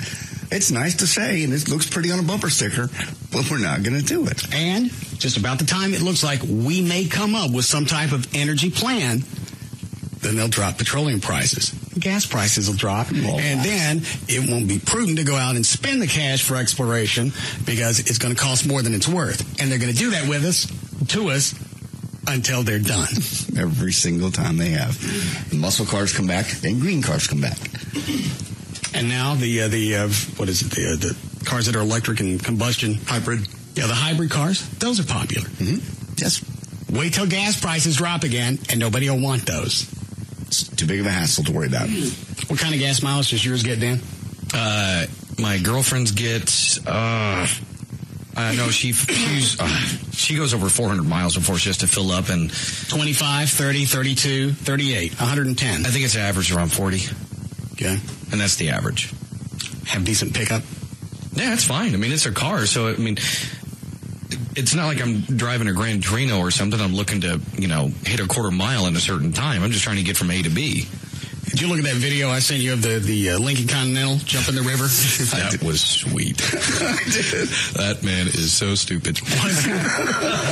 What was it, late 70s? Yeah. I'd never heard of the guy before. I hadn't either. I don't even know how I came across the link. It just said greatest car stunt ever, and it shows this guy in a yellow 1977 Lincoln Continental with wings on it about to jump. Was it the New Jersey River? No, it was the St. Lawrence. Yeah. St. Lawrence River. Big river. It's a Lincoln that's as pimped out as you can imagine. Painted yellow, wings on the doors, and I think they said the ramp was 8 stories high. I believe you're correct. Yeah. Now, did that have a jet engine? Oh, yeah. Oh, God, yeah. I think it was a rocket. And I don't know if this was before or after Evel Knievel tried the Snake River Canyon jump, but it was really the same outcome. Well, his ramp. He didn't make it all the way across. Yeah, but his ramp, typically like a ramp would normally be like maybe 45, 50 degrees at an angle you go up. His was like a J shape. Almost straight up. I don't think it was that dramatic. It was pretty dramatic. Did you keep the link? I'm trying to pull it up for you here real quick. Oh, it's huge. And it's not 8 stories to where you go up 20 feet and then it shoots straight up. It's a gradual build up. And I'm surprised he was able to stay on the ramp because when he hit that jet engine, that motherfucker took off. I don't know how he stayed straight. I thought when you first said that and the headline of it and the title of it, greatest car stunt ever, I just sent it to you. Just give it a second. I thought that he was, because of the initial rocket blast, when he said go, I thought he was going to miss the ramp entirely and just shoot himself straight into the river. He would have had a better chance of making it across had he missed the ramp. He just got straight across the top. That's a Coyote moment. Looks like Jesus is driving that car. Jesus drives a Lincoln. All right. Let's see how long it takes for this to load. Because really, I sent this just for you guys to look at. You can't do anything with it on the air. But and what's funny is there's a guy that's standing in front of the Lincoln, probably about 20 feet in front of me. Yeah. Having no clue what's going to happen when this guy hits that jet engine, and he's standing in front of him and he goes, all right, go. Ready, Bobby. All right. Here's the audio. Jump the St. Lawrence River. The distance would be 1 mile. An 8.5 story. You know what? I didn't listen to all the audio. I didn't realize it was a mile.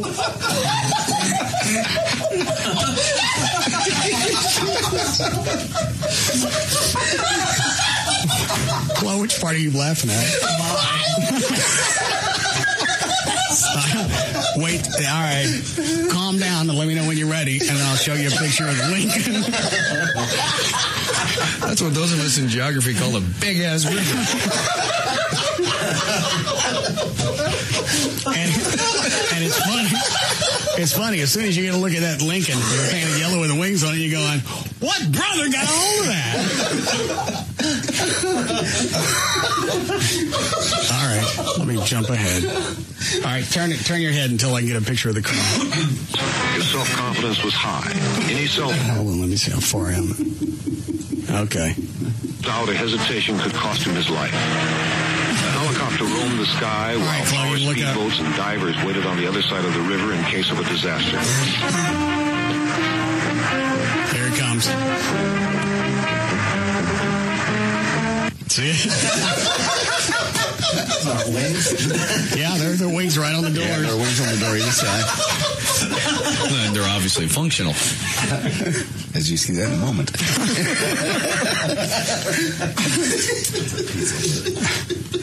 Gotta put that car on Pip My Ride. As the final seconds ticked away. All right, here it comes. He's about to light it.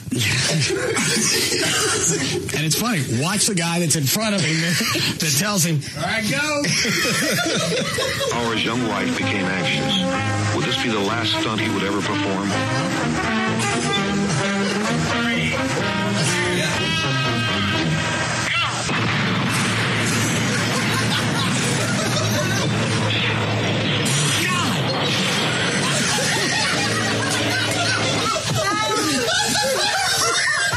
Hits the air, starts flipping in circles, parachutes open up. Did nobody run any type of wind tunnel test just to see what a Lincoln would do when you shove it off a ramp going 750?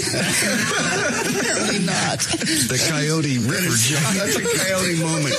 I love the music they play like the minute he leaves the ramp. Yeah. Let me back it up. Oh my God. That's unbelievable just to watch that car take off and the fact that he could keep it on the ramp. At all. On the wheels. You ready again, Clark? Does it ever say how fast he was going when he left the ramp? No. Okay. Would this be the last stunt he would ever perform? And I still love this guy that's standing about 20 feet in front of the car. All right, go! Did you see him when the car shot past him? No. That car, I don't know how one of the wings didn't cut him in half because he couldn't have been more than 2 feet from the edge of that car. All right. See, there he is. Yeah. Give him the heads up. All right, go. Is he saluting the guy? I don't know what he's doing. There he goes.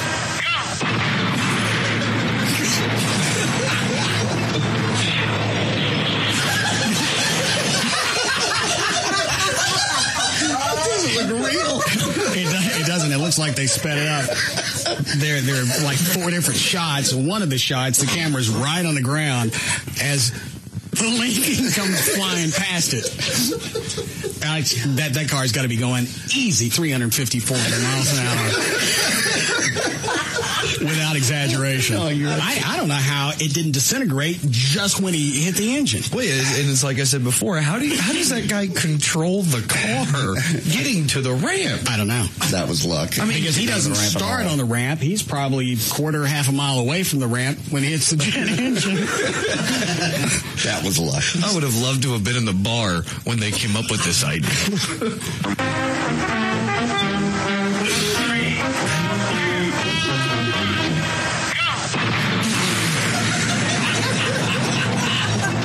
Is it funny that it's a 77 Lincoln? Yes. Even though, I mean, really at the time, that was state of the art. Yeah, it's pimped out. What makes him decide that? I don't know, because that's got to be one of the heaviest cars out of the 70s to pick. Oh. And as soon as it hit the end of the ramp, it just started flipping end over end. Yeah.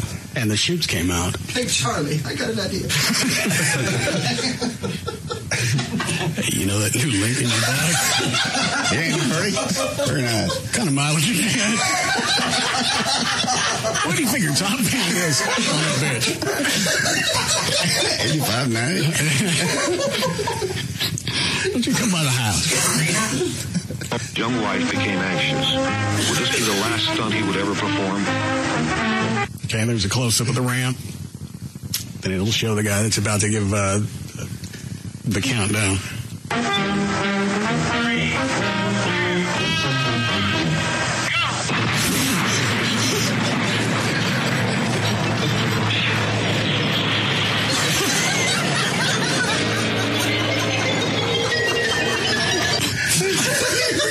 3, 2, I know.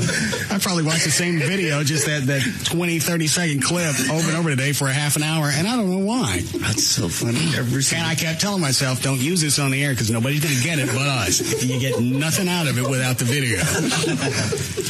Because it really looks like somebody took a video of a 77 town car, painted it yellow, and then sped it up 800%. Right. And put wings on it. I want to take it. How the wheels just not fly off of that thing. I even looked on I read the story that went along with it. Here's what it says. It says to be one of the greatest car stunts ever. In 1970s, Daredevil drives his car off a huge ramp at full speed. He literally goes flying, but it didn't say how fast he was going. And I don't know what year this was. So again, I don't know if this was before or after Evel Knievel tried to jump Snake River. You're right. The result was the same. Yeah, the chutes came out as soon as he left the ramp. 400 miles an hour. A mile. Yeah, a mile jump. Screw a bunch of buses. Yeah, pussies. Buses. Ever perform? All right, here. How long before we need a break? 3 minutes. No. All right. Last time, then we'll finish the news.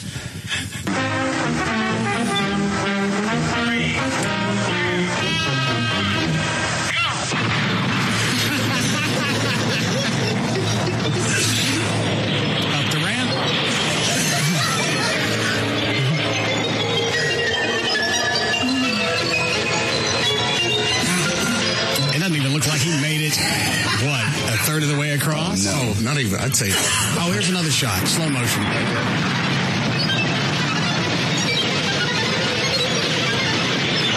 You get a good shot of the wings from this angle. Yeah. What? Said let's put wings on it. It'll help with the stability. Here he is leaving the ramp.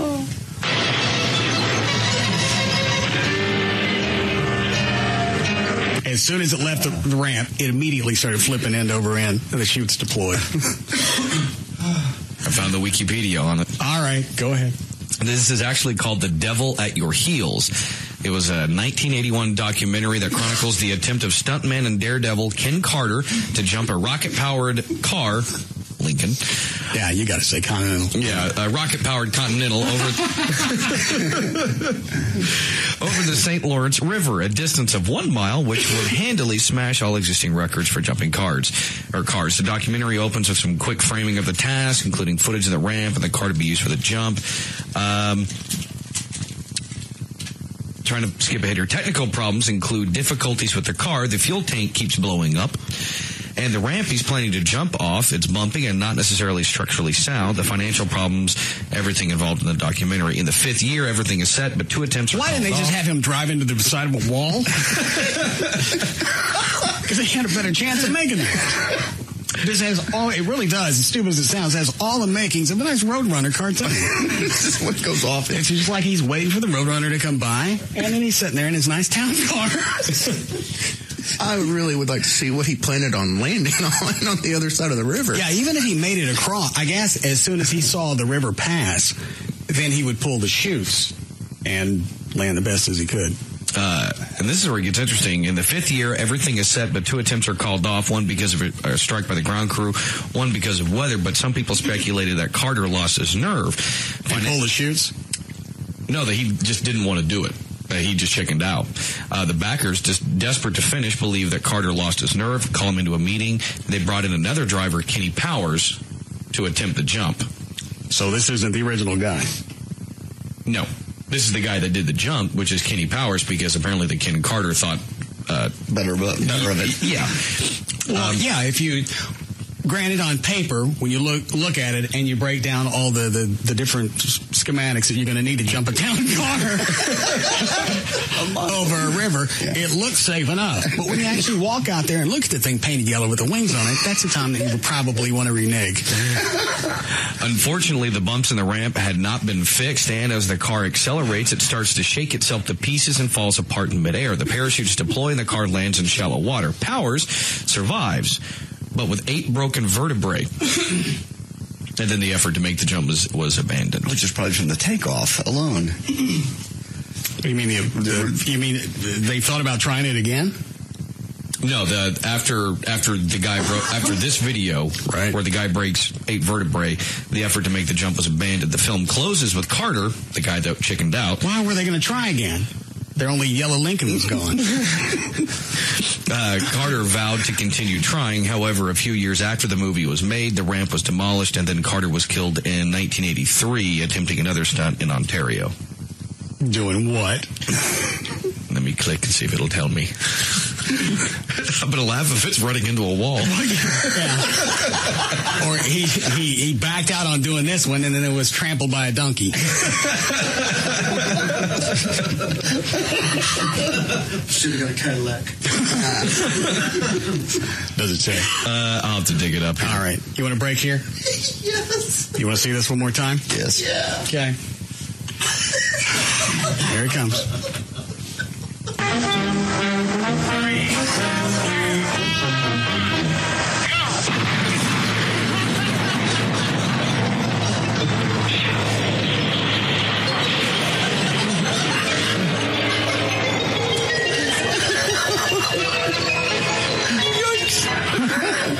And the water. I said a third of the way through. I don't even think he made it that far. No. All right, we'll be back. You got to give him credit for those wings. Yeah. All right, we'll be back.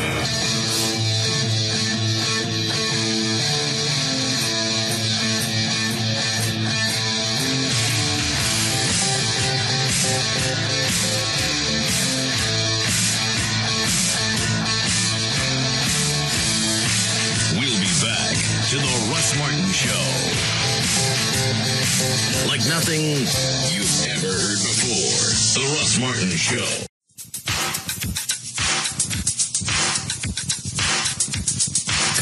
We're back to the Russ Martin Show.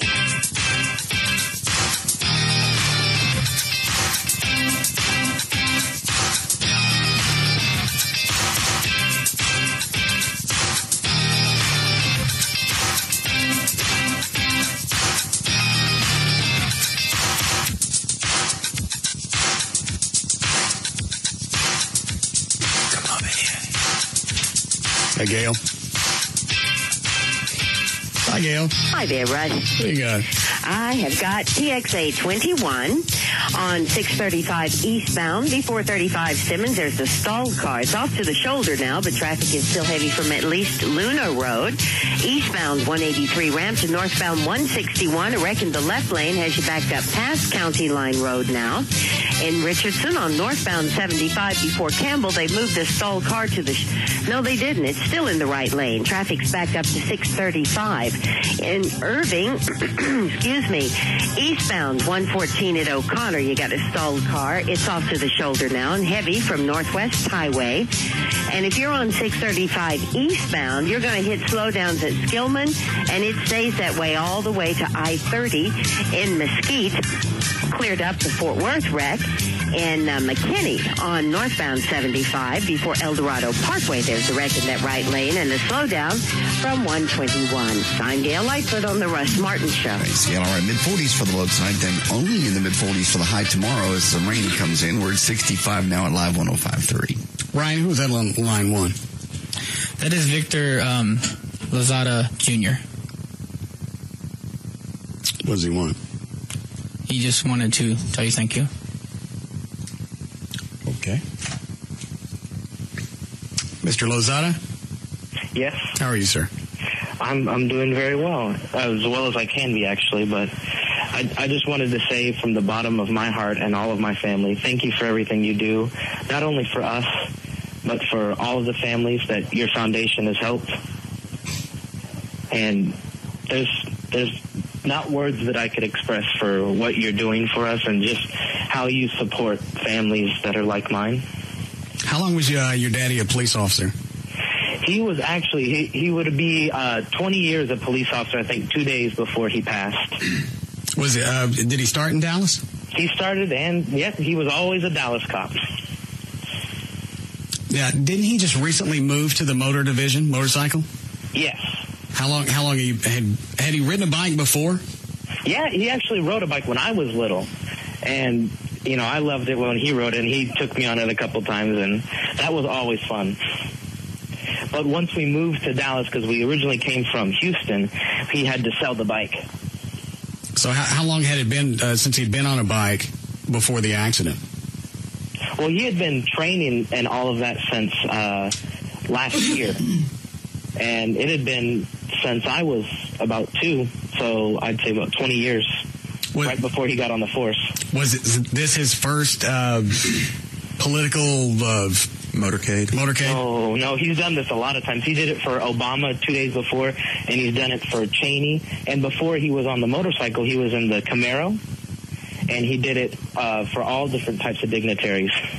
Now, your dad also had the lowrider he used for community service? Yes. Well, now, that hasn't run for a few years, right? It hasn't, that's correct. But they actually, I think after your daddy died, they started looking at restoring that?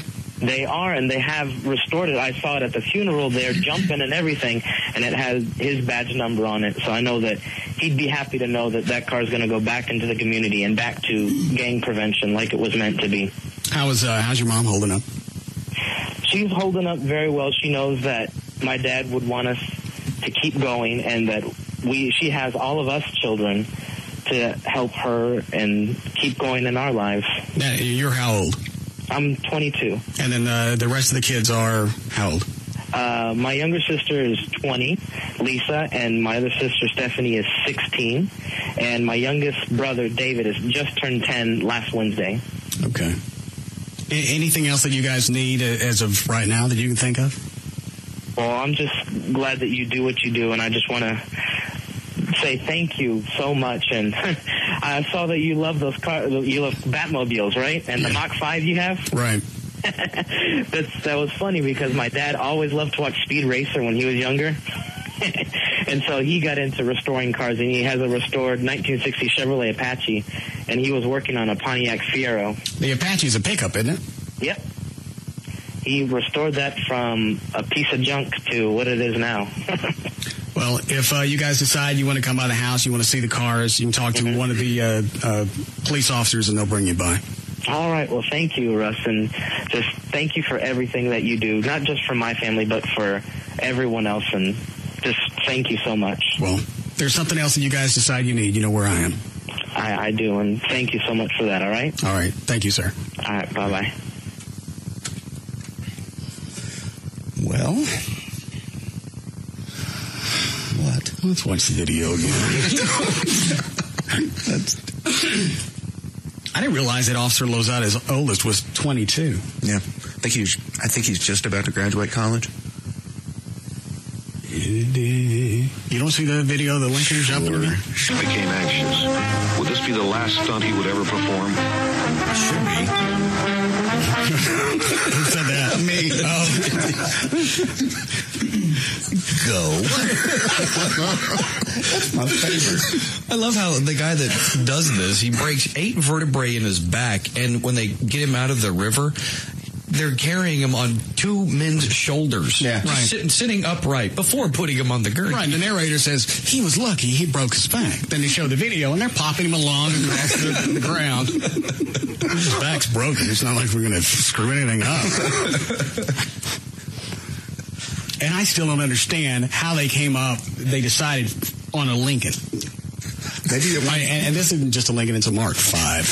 They want a heavy car or something that might maybe be able to make it a mile. Well, a heavy car is not going to do you any good, especially when you're strapping a rocket engine to it. We had the wings. Are you forgetting about the wings they put on it? You know, somewhere the guy that came up with the wings. Yeah, he came up and goes, all right. Before you say no, just listen. We'll strap wings. Okay, Da Vinci.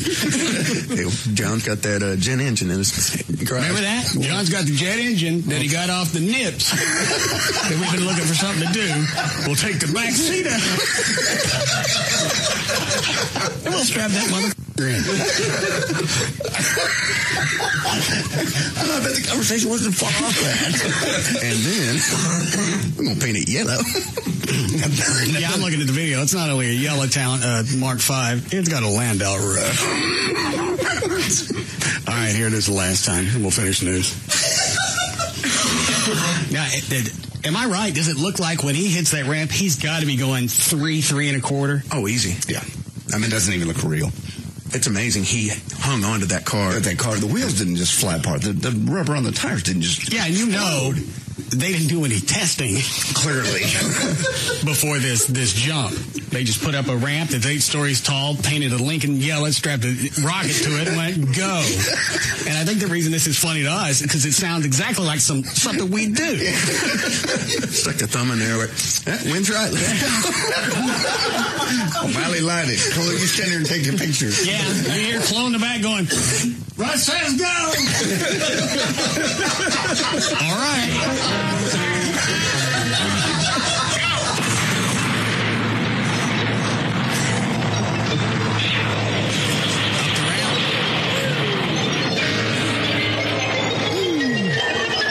O'Malley, you ready for the plug?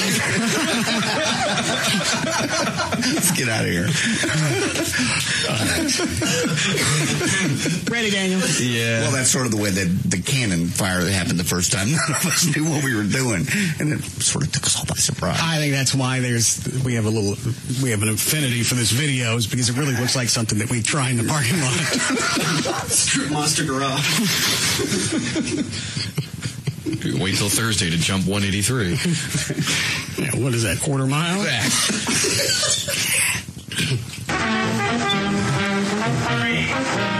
All right, Russ, let go.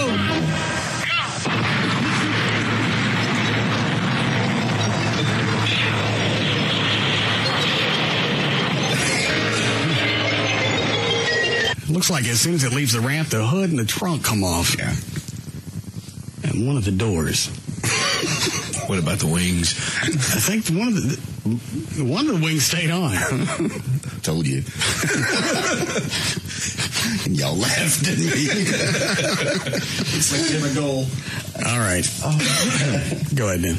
All right. Well, it's easy to see why iPods would be alluring targets for criminals. The music players are valuable and easy to resell, and people absorbed in their personal soundtracks can be vulnerably oblivious to their surroundings. But could the temptation for stealing iPods be so strong that they're behind an increase in the overall crime rate? Researchers at a public policy institute say yes. I just got an email from Daryl who wants to put wings on the Torino and take it towards a Trinity. No. Says, I got a great idea. Let's put a rocket engine and wings on the Torino and jump the Trinity.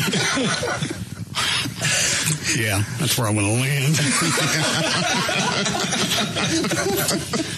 You take you down to the Brazos or something. It's a place to land where it's safe.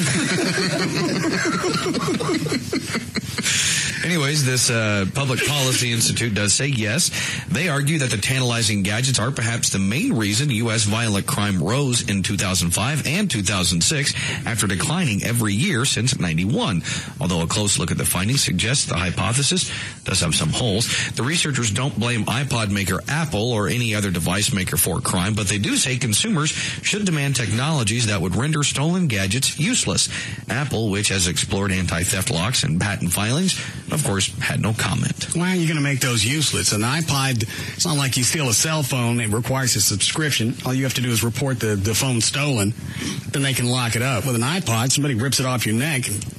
You can use it as much as you want. And the only other way they could do it is the way they do my GPS, which is anytime you turn it off or power it up, I mean, you plug it in to repower. You have to put in some type of code. You have to put in a code, or you have to take it back. The other option is you have to take it back to your home where you programmed that in, so they'd have to know where I live and go to my driveway. But you programmed into the GPS where your home is. Damn it. You come home and someone's plugged into your iPod. To my driveway going, thank you, buddy. Nice. By the way, you see the mods we made to your car? Top my ass. That's the only thing I would be able to guess with the iPod is at a certain point when the battery goes dead, you're gonna have to put a code in to turn it back on. And you're a freaking lightning rod. Especially, I think most of these crimes that Dan's talking about were muggings. Yeah. If you're wearing earphones, they know you got an iPod. Yep, and you can't hear me. Well, it's not the hearing part. It's you're wearing an indicator that you got an iPod on you. And I think, I want to say it was New York City about a year or so ago that made it illegal to at least go through a crosswalk while having your earbuds. Well, that's because people were getting plowed. Well, exactly. Mowed down. I don't give a rat's ass. Yeah. But it goes to show how lost people get with those damn things. Hell, I saw a lady driving her car the other day, and she had her iPod earbuds in. Yeah, and you're right. It's a double illegal. It's a double whammy at that point. Not only are you wearing something to tell somebody I got an iPod, but you can't hear them coming. You're not really paying attention to anything that's going on around you. All right, go ahead, man. Okay. Well, the father of convicted killer Kevin Underwood asked a jury to spare his son's life during careful testimony on Tuesday as jurors considered whether the former grocery store stalker should die for killing a 10-year-old girl. Is this the one that did this have anything to do with cannibalism? Yes. Yeah. All right. Larry Underwood told jurors he was hard on his son and said he loved him more than anything. He went on to say, I didn't tell him enough, as he was choking back tears. Kevin Underwood, who was 28. What? I didn't tell him enough. Don't eat people? He's saying I didn't tell him enough that I loved him. Oh. Which carries over, I guess. Anyway, Kevin Underwood was convicted Friday of first-degree murder of the April 12, 2006 killing of Jamie Rose Boland in a plot prosecutors said was fueled by cannibalistic fantasies. Kevin Underwood, who was shown no emotion throughout the trial, wiped away tears as his father testified, wanting leniency from the jury. Why? Yeah, really why? I mean, if it's my kid, and I love my kid dearly, at this point he's killed a 10-year-old. His life is over anyway. Well, not only has he killed a 10-year-old, then you throw cannibalism in along with that, so as if it weren't horrific enough. So really, why are you going to plead for your kid's life? I think the only What's reason going to change? I think he's pleading for for his child's life because, like, maybe most parents, he feels some sort of sense of responsibility. He feels guilty, or he wouldn't have said that. I didn't tell him I loved him enough. Right. That didn't cause him to eat somebody. I'm sorry. Well, you can sit in the cell with him. if you're that wrapped up into the entire process, you can go sit on the gurney with him. I'm all right with that. Yeah. No, there's no way. Even if it was my kid, as much as you love your children. All right, go ahead, Dan. Okay. Do you want any more info on the guy? No. Okay. Well, in a test of Harvard's famed open-mindedness, the university has banned men from one of its gyms for a few hours a week to accommodate Muslim women who say it offends their sense of modesty to exercise in front of the opposite sex. The policy is already unpopular with many on campus, including some women who actually consider it sexist. No men are allowed in the gym between 3 and 5 p.m. on Mondays and between 8 and 10 a.m. on Tuesdays and Thursdays. Even the staff during those times is all women. The special hours allow the Muslim women who adhere to traditional dress codes by covering their hair and most of their skin while in public to dress more appropriately for exercising. The policy only applies... Why don't you cover up them great big... We're trying. Then we ain't got to close the gym down for 3 or 4 hours just because you walk around with your 52 double Ds. Obama! Oh, yes. Last time I saw that way on 2 great big... Got your attention. I won't vote for him, but I'll look at his... Speaking out against you. What? I'm going to speak out against you. What are you going to do to me? Oh, you want that again? Yeah. You won't answer! Speak against me! I'll give your dog scoliosis! I'll give your cat inverted nipples and gonorrhea! You want your baby to be born a window licker? No. Any of that. Speak out against me! And you get one of them duck bills that grow inside your wife's vagina. No. The duck bill platypus.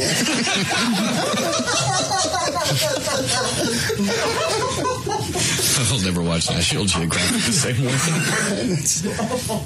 Make sure your wife has a period nonstop. What? Give her cramps 12 months a year. She'll put a Kotex on, stick her side up. Enough? Yes. An Italian man was jailed for more than 2 years for putting pornographic pictures of his ex-girlfriend on the internet and sending them out in more than 15,000 emails. The 32-year-old man had created a website that appeared to show his ex-girlfriend offering sexual favors and erotic games with her phone number also on display. The man, who also sent threatening text messages to the woman and her parents, was accused of aggravated defamation, threatening, and violence. Court sentenced him to 2 years and 4 months in jail. A teen who used vulgar slang in an internet blog to complain about school administrators shouldn't have been punished by the school. This, according to her lawyer, telling a federal appeals court.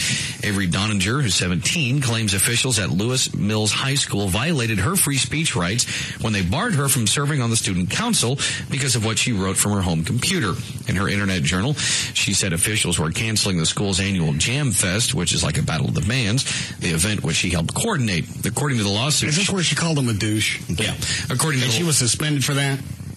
They were saying that she couldn't serve on the student council because of it. According to the lawsuit, she wrote Jamfest is canceled due to douchebags in central office, and also referred to an administrator who was, quote, pissed off. After discovering the blog entry, school officials refused to allow her to run for re-election as class secretary. She won anyway with write-in votes, but was not allowed to actually serve. Let's go all the way to the federal appeals court. Well, you're also getting into a weird area of, can these kids say whatever they want off school property and outside of school events? Unless there are rules specifically stating you cannot do that. Well, and that's part of the problem is right now there aren't specific rules. There's older cases like they're not keeping up with technology and they don't know what to do with these things. When somebody posts something on MySpace, your whatever the different websites are, or some blog, you call somebody like Mr. Robinson, your science teacher, you call him a douchebag. Well, if it gets back to him, you're going to get popped, even though there's really nothing on the books. Rules, yeah. You can't do that. You can't just randomly assign guilt. But it's at the school's discretion about if you can serve on the student body or not. That would be. It's just an area where the school rules haven't kept up with technology. They'll end up just including anything, anywhere in the universe, in perpetuity and beyond, and you'll be covered. Yeah, like radio has. Radio contracts. Goddamn. It seems like every day there's a new study about how we can reduce our carbon footprint, protect the environment, and save the whales or polar bears or whatever have you. But according to a new study from a Norwegian lobby group called High North Alliance, one way to save the environment is to actually eat more whale meat. That's because hunting whales actually has less of an impact on the environment. It makes sense. You don't have to raise them. You have to spend any money to farm them. You go out, you kill them, you eat them. Yeah, to raise cows, you need fertilizer, tractors, and plows, which are all bad for the environment. And cows fart. So is the methane gas that cows themselves produce. Whales don't fart. And if they do... It's filtered. And of course, all you need to do to go whaling is a boat and a harpoon. In fact, the study found that the carbon footprint of beef is 8 times higher than that of whale meat. That means that the greenhouse gas emissions caused by 1 T-bone steak are the same as 8 meals of whale meat. No one's going to eat whale meat. Why came up with this? Who came up with this silly? People will eat anything. Well, they used to. I mean, in Japan, it's still considered a delicacy. Do we eat it here at all? No. Not even sushi? No, it's banned. Oh, okay. We eat sushi. And not whale sushi. Oh. Why not? It's banned. Why? Because most, except for really Japan is really the main culprit. Whaling is supposed to be banned, not supposed to be. But the cows are the ones that are causing the global warming. They're sitting out there in herds farting every day. You got 4 stomachs. God knows how much gas comes out of one of those. With the whales, at least you're underwater when you float an air biscuit. But the problem is they do it too much and then they drive them extinct. Who?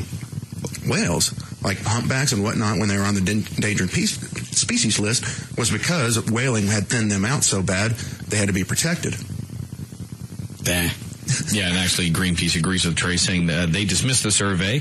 The survival of a species is more important than lower greenhouse gas emissions from eating it. Well, let's start whale farms. Start growing them? Yeah. No. Probably clone them. Probably what? Clone them? Yeah. Why cloning whales? Whales don't have anything to do with global warming. You got a bunch of cows sitting around all day with 4 stomachs farting nonstop. And that's why they're trying to clone the cows with the kangaroo stomachs, because kangaroos don't have. What? Everybody. It's true. Kangaroo stomachs. Kangaroos don't fart. I realize that. And if they do, they got the tail to cover it up. Stupid. How are we doing, Club? Drinking 3. God damn. A couple of years ago, we heard how, of course, we just mentioned cow flatulence was supposedly bad for the environment.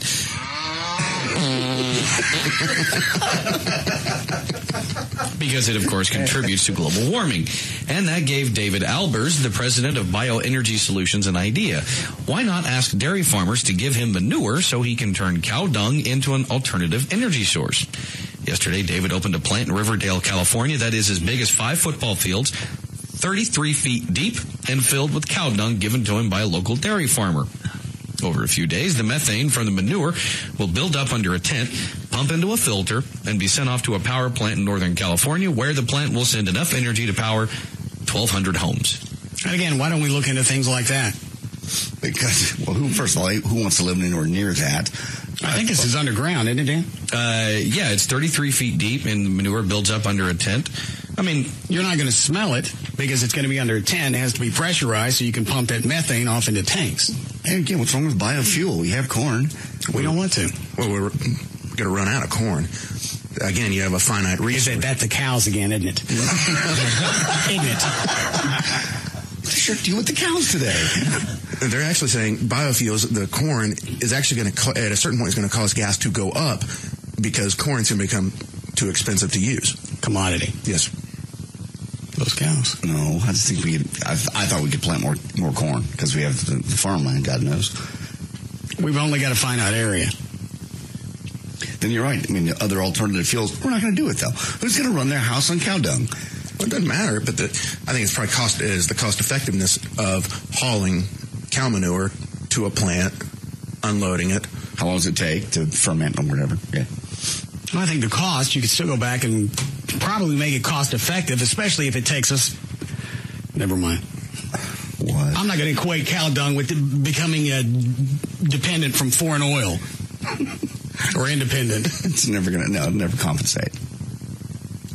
Dan. A new study shows. I just can't look at a cow's ass and think that's what's going to save us from any type of struggle in the Middle East.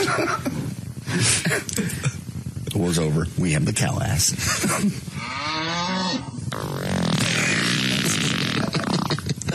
Peace at last. Go ahead, Dan. A new study shows the media teaches girls to put an unhealthy emphasis on their looks, and parents apparently might be reinforcing that idea.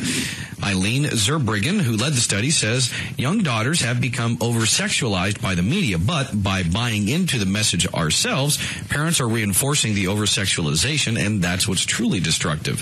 Now, maybe you think this is old news, but what is new is that the way parents seem to be actively encouraging their daughters to look and act provocatively. For example, did you know you can now buy a thong or thong underwear from The Limited for your 7-year-old?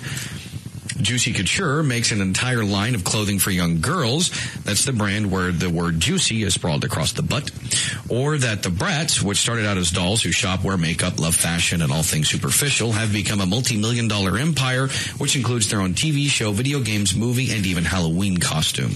And according to Dr. Anthony Brylow, who is a clinical psychologist, he says there's something to letting kids sleep in warm flannel pajamas instead of sexy nighties. It's about being a little girl and not a little girl being a woman. I don't understand. Is it almost like the parents are playing dress up with these kids?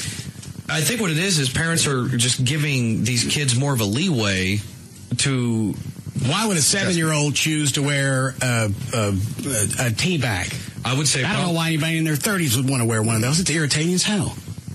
The pants that say juicy and sexy across the back. I saw girls had to be 9 and 10 years old at the mall this last weekend. Juicy, sexy on their ass. I'm thinking, what the hell is wrong with you? It's an adult. It's just the newer way of kids wanting to look and try to act older than they are. It's like, but at 7 years old, you don't have a clue of any. I think they see again on TV and they see their older sisters doing it and they think that's sexy and that's grown up. And Dr. Thornton has a comment. What? They're being marketed. That's why they're seeing it on the... We're actually marketing underwear to 7-year-olds? I don't know about the underwear, but the juicy and all that stuff. Yeah, they're seeing all these clothes on television. Oh. Well, and you also think about this. I like him in the back of the room. You do? Yeah. What? Think about how much information a 7-year-old today is exposed to through the internet and everything else that when we were kids, not a clue.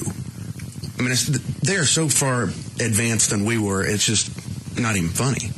Well, all right, take the kids' maturity out of the equation. Why are parents buying these things? Because they're tired. Their little girls come home and go, Sally's got it, and I want to look like her and be cool and fit in. And the brats. So you all want to dress like whores? You want to be Obama girls? No. Running around with your 52 double Ds. And Obama across your great big... God! I know that didn't make any sense. I just threw it in. No, it was good. You want a break here? Yeah. All right.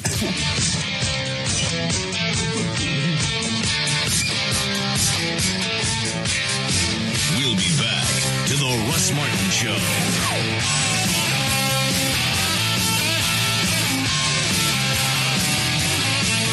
There's just no containing them. The Russ Martin Show. Go into Gavin's office and bring Dr. Anderson in here. I didn't get a chance to finish with him. David Henry brought his doctor up. Now, okay. Back to the Russ Martin Show. Because I'm back to the point where my voice will last till almost 6 o'clock, then it'll start to crap out. So, is this an internist, this guy? I don't know. David said he was a doctor. Okay.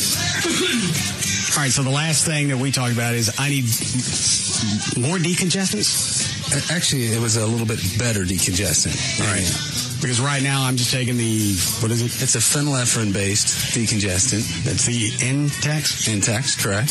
That makes you a little less jittery, but as far as the effectiveness, it's a little bit less. You know, at this point, I'll deal with the jitters if I can just dry the hell out.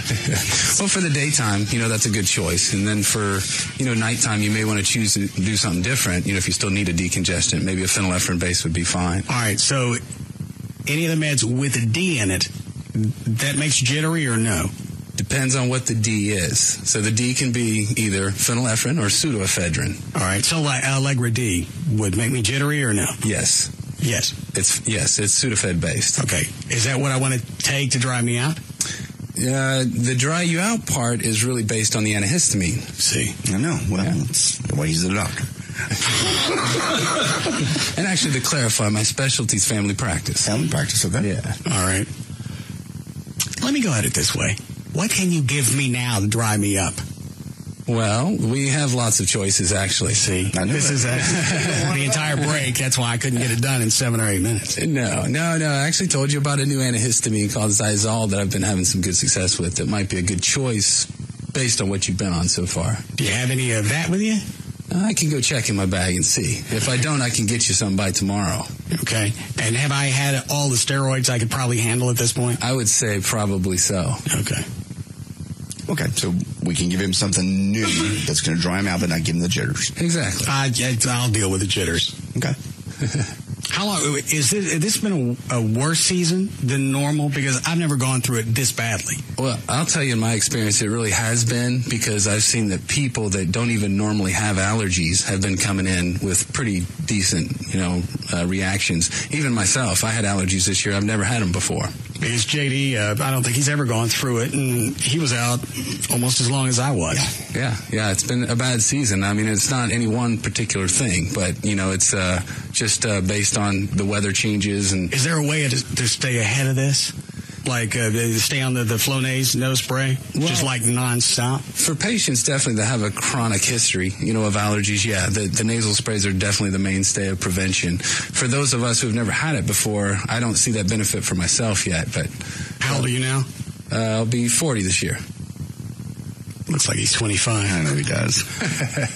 Young-looking doctor. What are you taking? Taking all the cash. Nothing. Just try to clean living. You drink? A little bit. Okay. Is that justified in your mind somehow? No. All right, so I'm going to try what now? Zizol. Okay. We'll try to add on.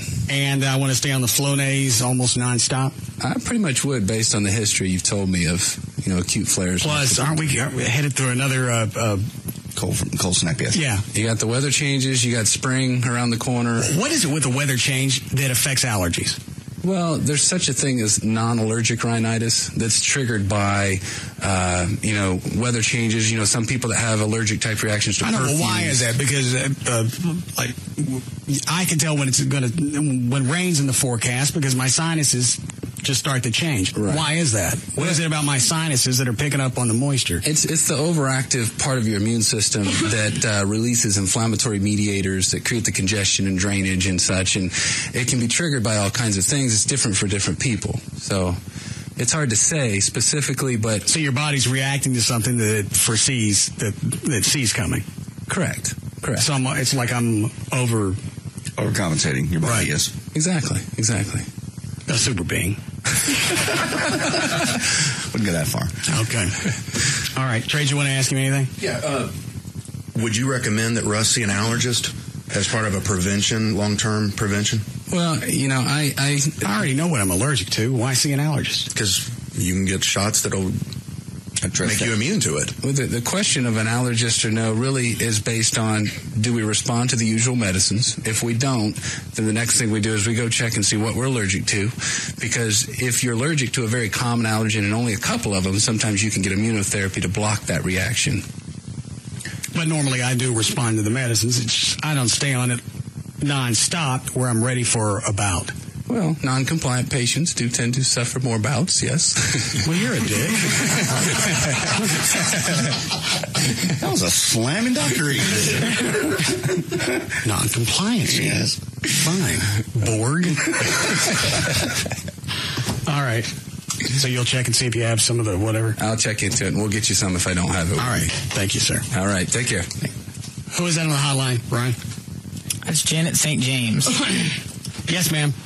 Hi, Russ. Yes. I was listening to you talk about your allergy problems. I did a great story last year on a natural remedy that will help clear you up, as you said. You want to dry up, right? Is this going to be the running the salt up and down one side of your nose? Yes, the neti pot. Yeah. Have you tried it? Trey brought that up here once. I didn't like it. It helped. Did you try it? I didn't like it. Did you try it? No. Well, then how do you know that you don't like it? Maybe you'll find the results are so great for you that it'll be worth it. You're just doing what? Taking salt water and running it up and down each side of your nose? Yes. And why does that work? It clears out your sinus passages completely. So even if you've got bacteria and stuff up there that causes sinus infections, it clears all that out. It cleans out all the fluids so that you can breathe. And people that use them regularly say that they don't have recurring bouts of allergies because they do it proactively so that they never get allergy attacks. Why couldn't I just use a nasal, a saline nose spray?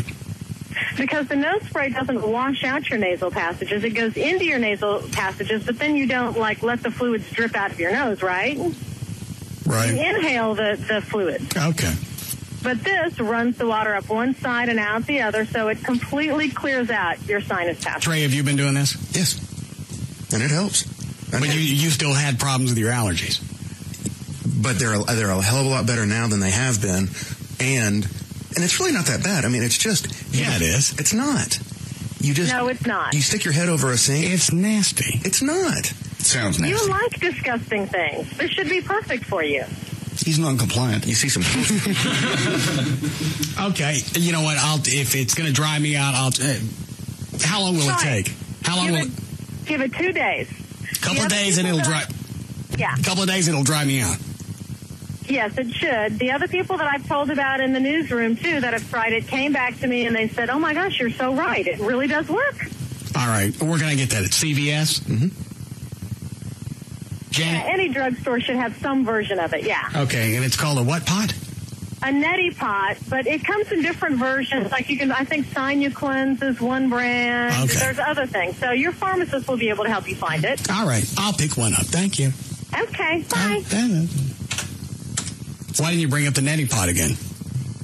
Because you wouldn't do it last time. I wasn't this bad last time. I'll go get you one.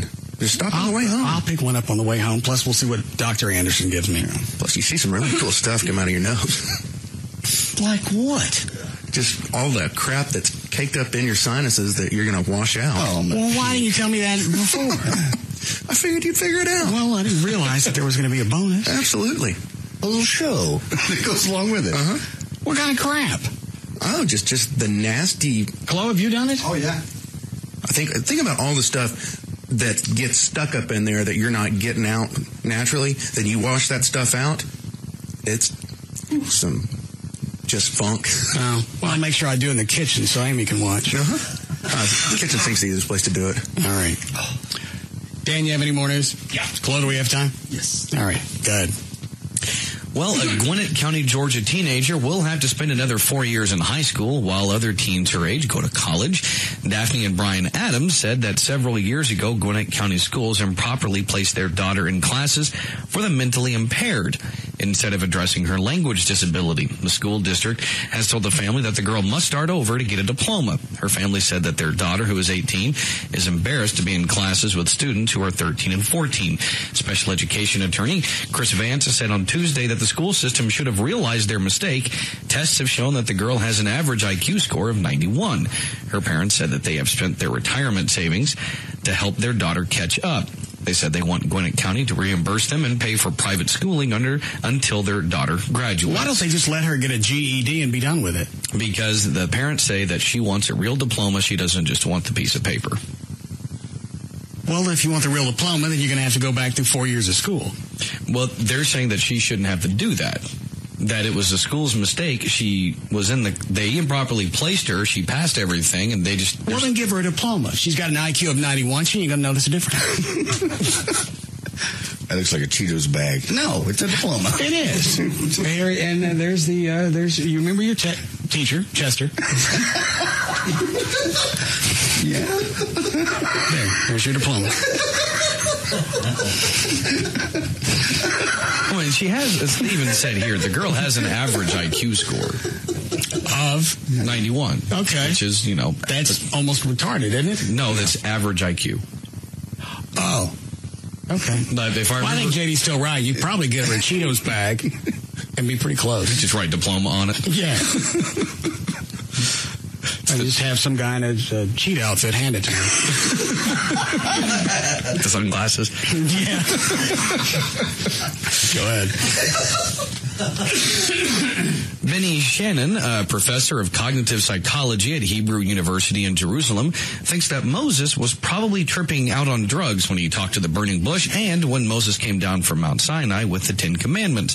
Benny says that it was common for Israelites to take drugs during religious ceremonies, and that many of the events in the Bible that seem unbelievable were probably the result of hallucinations.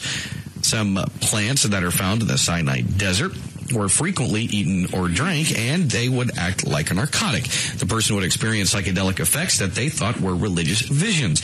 One of those plants found in the Sinai is the acacia tree, and it's talked about quite a bit in the Bible. It was the tree that Noah used to build his ark, and it just so happens that eating the bark of the acacia tree will cause you to hallucinate.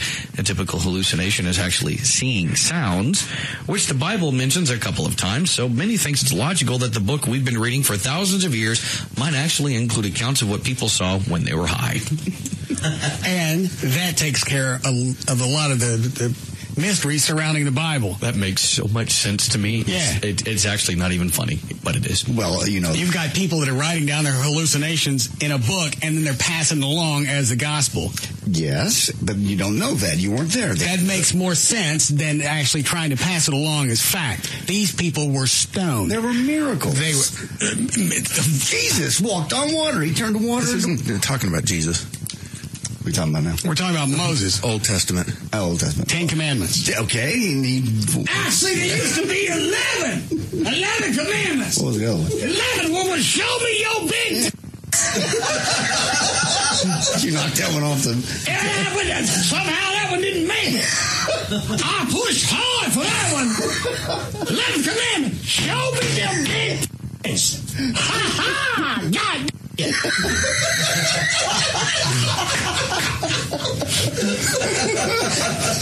I overusing this? It just seems like a cheap punchline. It's a good one every time. God. That? Yeah. Okay. Can you make that into a shirt and put it on your website? Because every time I go in during the break, Trey's watching another one of those videos, and this guy of Pastor Manning. Yeah, it just gets worse and worse and worse. Trey, what was the last one that you sent me that I didn't want to play? Is this the? Hold on. I don't know if this is the right clip or it's the rocket launch car again. We've struggled too hard. Those of us who already play this one. Play the first part. If you go in the middle, he has a picture of like Jesse Jackson with an Obama girl T-shirt. Oh yeah, here it is. No, he's got one with Sharpton on it too. For us who've gone through the struggle, you don't get to pick the president for those who've gone through Selma and Birmingham and Little Rock. Again, he's talking to people that are between 17 and 35 who are black that want to vote for Obama because they think he's black, not knowing that his mama was white. That's the problem that he's got with him. You don't get a chance. You don't know anything about what's going on. So you don't get a chance to choose. And I want to serve notice on you. And I'll serve notice to all these leaders like Al Sharpton acting like a little girl. Scared. I thought he liked Sharpton. I think he goes back and forth, but being that Sharpton and Jesse are back in Obama, I think they're in the Obama camp now. Yeah. Okay. To say who he's for when he know he supports Clinton. And Jesse Jackson whipping up and talking about Dr. King would be very proud of Obama. You men need to find your courage. I've known for years that you never had any courage. I've known for years that you've been nothing but sellouts across the generation. You'll sell out to the highest bidder. That's what you've done. That's what you've always done, Sharpton. That's what you've always done, Jackson. That's what you've Okay, I like him again. We're back in his side. Yeah. Always done. Now, I will give Sheila Jackson Lee of Texas some credit. She's standing tall. Who was that? State or congressman from Texas, congresswoman that is still standing by Clinton. But if you go with Obama, then you're going against me. Yes. And you're going against God. Well, I don't know about that. Go against me. I'll give you cancer. I'll give you syphilis. I'll give you gonorrhea. I'll give you cold sores. I'll give you anal seepage. I will kill Patrick Swayze. Ha ha! God.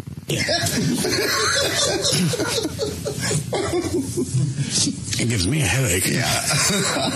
I'll tell you what amazes me about this guy is, he's invoking Selma and Birmingham and the civil rights movement. And it was like Dr. King's vision was a world where people would look beyond color. And he is just... That's all he can focus on. Opposite. Obama looks black, but he's half white, so he doesn't really count as being black, so you can't support him as a black president. Yeah. Mark Davis was right. These guys really have a problem that you're, talking about a black leader, and he's not all black. It's like a cream in the coffee. They're having a problem that they're diluting the racial purity, which sounds very Hitlerish. Oh, yeah. We need a break here? Yes. All right. We'll be back.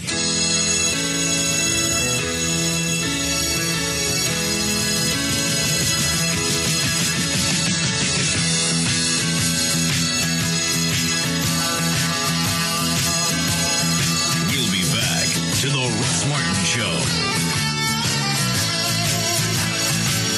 Contenders come and go. But there's only one afternoon champ, the Russ Martin Show.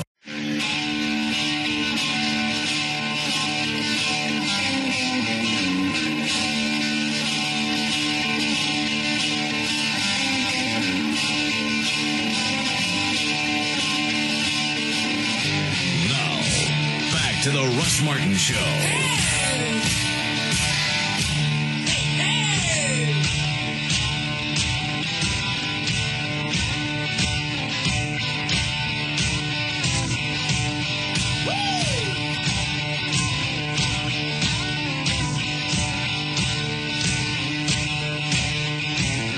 All right, Dan, what else you got? Somebody's requested you quit playing the Reverend. You're about to get them fired. Why? Because they work in a super focused atmosphere and have been asked by a peer to stop listening to your show and laughing because I'm making her laugh and she can't concentrate. I can't help it. You're making me whiz my pants. See, I done made you a bed with it. Eat a bed. Ha ha! God. You speak against me and things like that happen. I will give your dog scoliosis. I'll give your entire family Asperger's. No fries. Ha ha! God damn.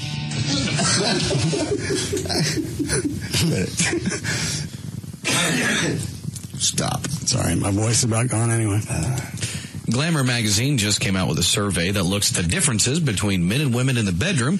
And, of course, here's what they found. 47% of men say that they make love with themselves every week, but only 24% of women do the same. 38% of men admit they are too shy to talk about things that turn them on, but women are more shy. 47% of them say they can't talk about their turn-ons. I don't think I've ever had that conversation with Amy. Things that she would get into. Well, you don't share your fantasies. Why would she share hers? Because I don't want her to tell anybody. And if we ever split up and I tell her the things that I'm really into, she's going to tell people. Well, you got to trust her. Sooner or later, the relationship is going to dissolve, and she's going to tell people whatever it is I told her. But I ain't telling you nothing. That's really probably not the most positive of attitudes to go into a marriage in. I think it's a realistic one. Well, Dr. Thornton? Yes. See?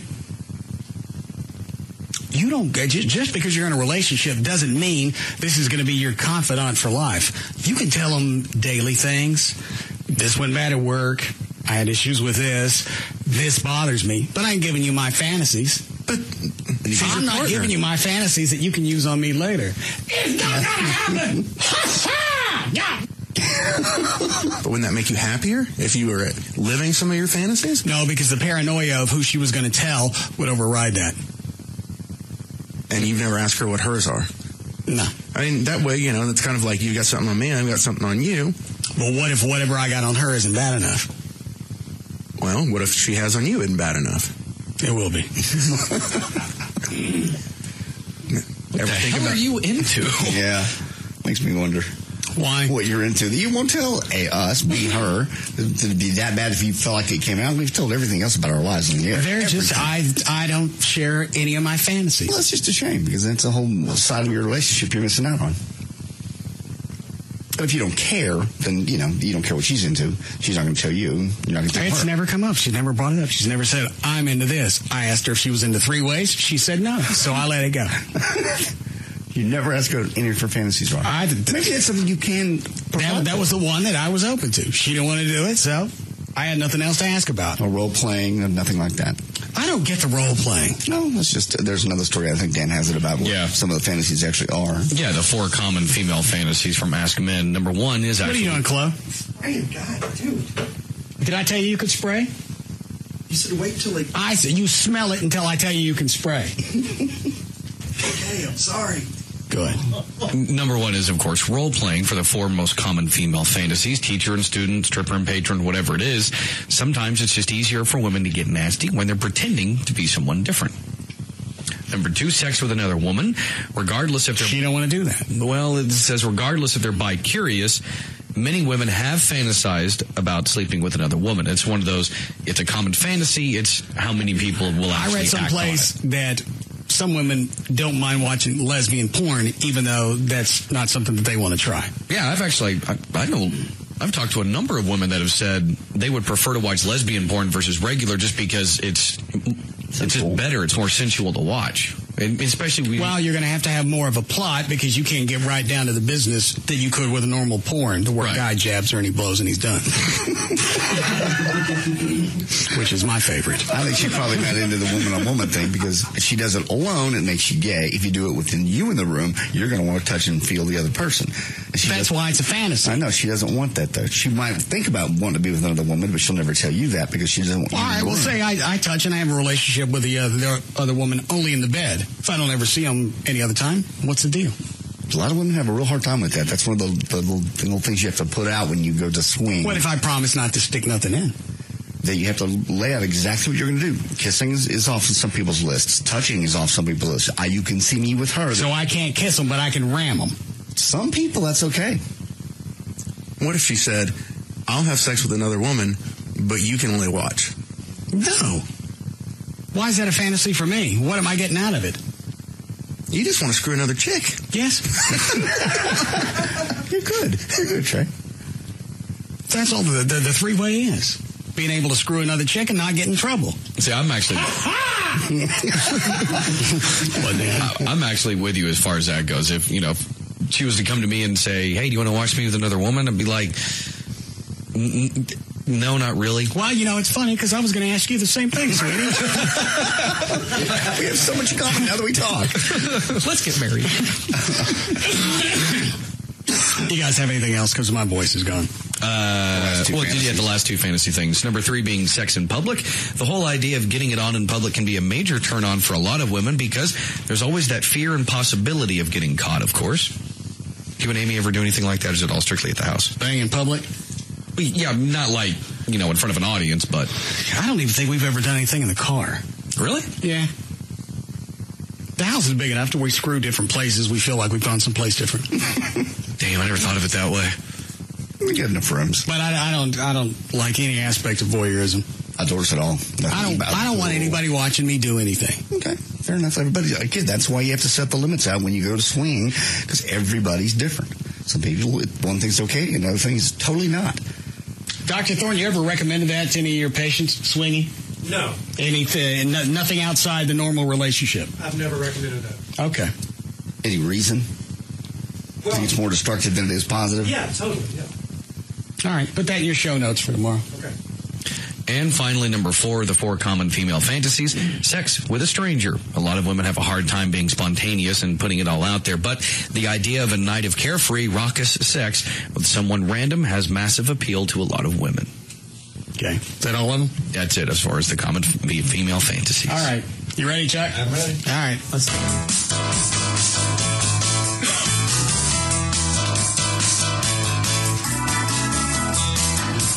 hip to be square? Yeah. All right.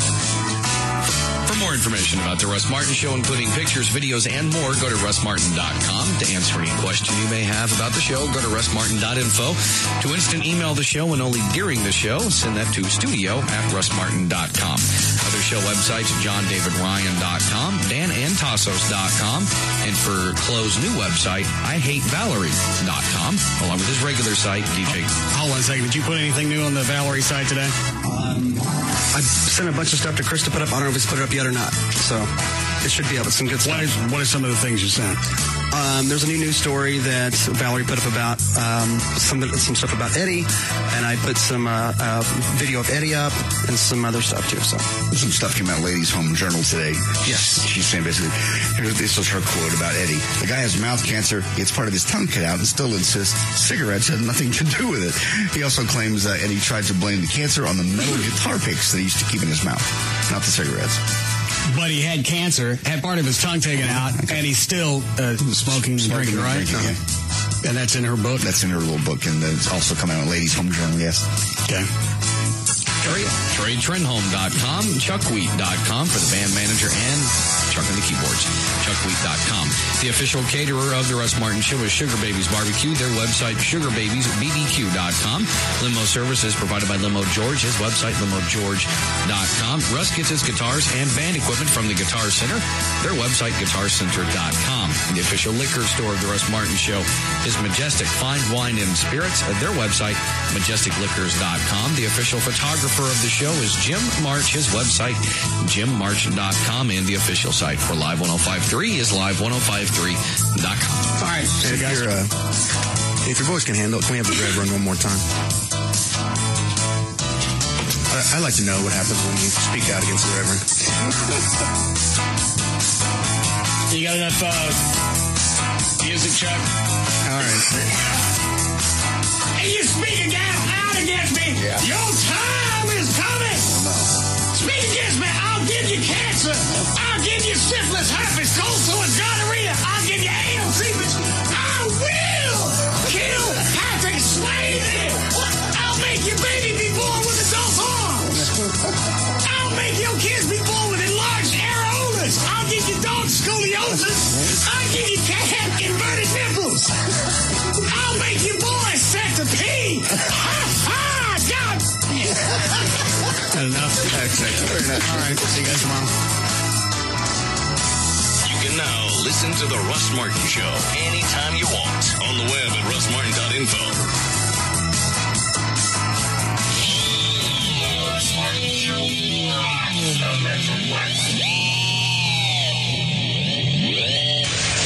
Are you ready to get trashy? This is the absolute can't miss party of the year. Live 105.3 and Bud Light present the Russ Martin Show White Trash Party. Friday, March 14th at Nokia Theater. This year, we take on the State Fair theme with all of your favorite carnival games throughout Nokia. Dress up in your favorite white trash getup and get down and dirty for only $10 at Ticketmaster.com or at any Ticketmaster location. Get them now as they go up to $20 the night of the show. And what's a carnival without entertainment? Headlined by the Russ Martin Show Band. I wanna love you like I love a should. You're mine, so fine.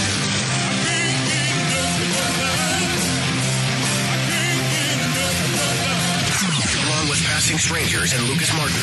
Proceeds from your support of the White Trash Party benefit the Russ Martin Show Listeners Foundation so you can party to support a great cause. The 2008 White Trash Party is brought to you by Bud Light, Rodney Anderson at RodneyAnderson.com, the Dallas Observer, Outrageous Adventures, and the station who loves to get trashy. Live 105.3.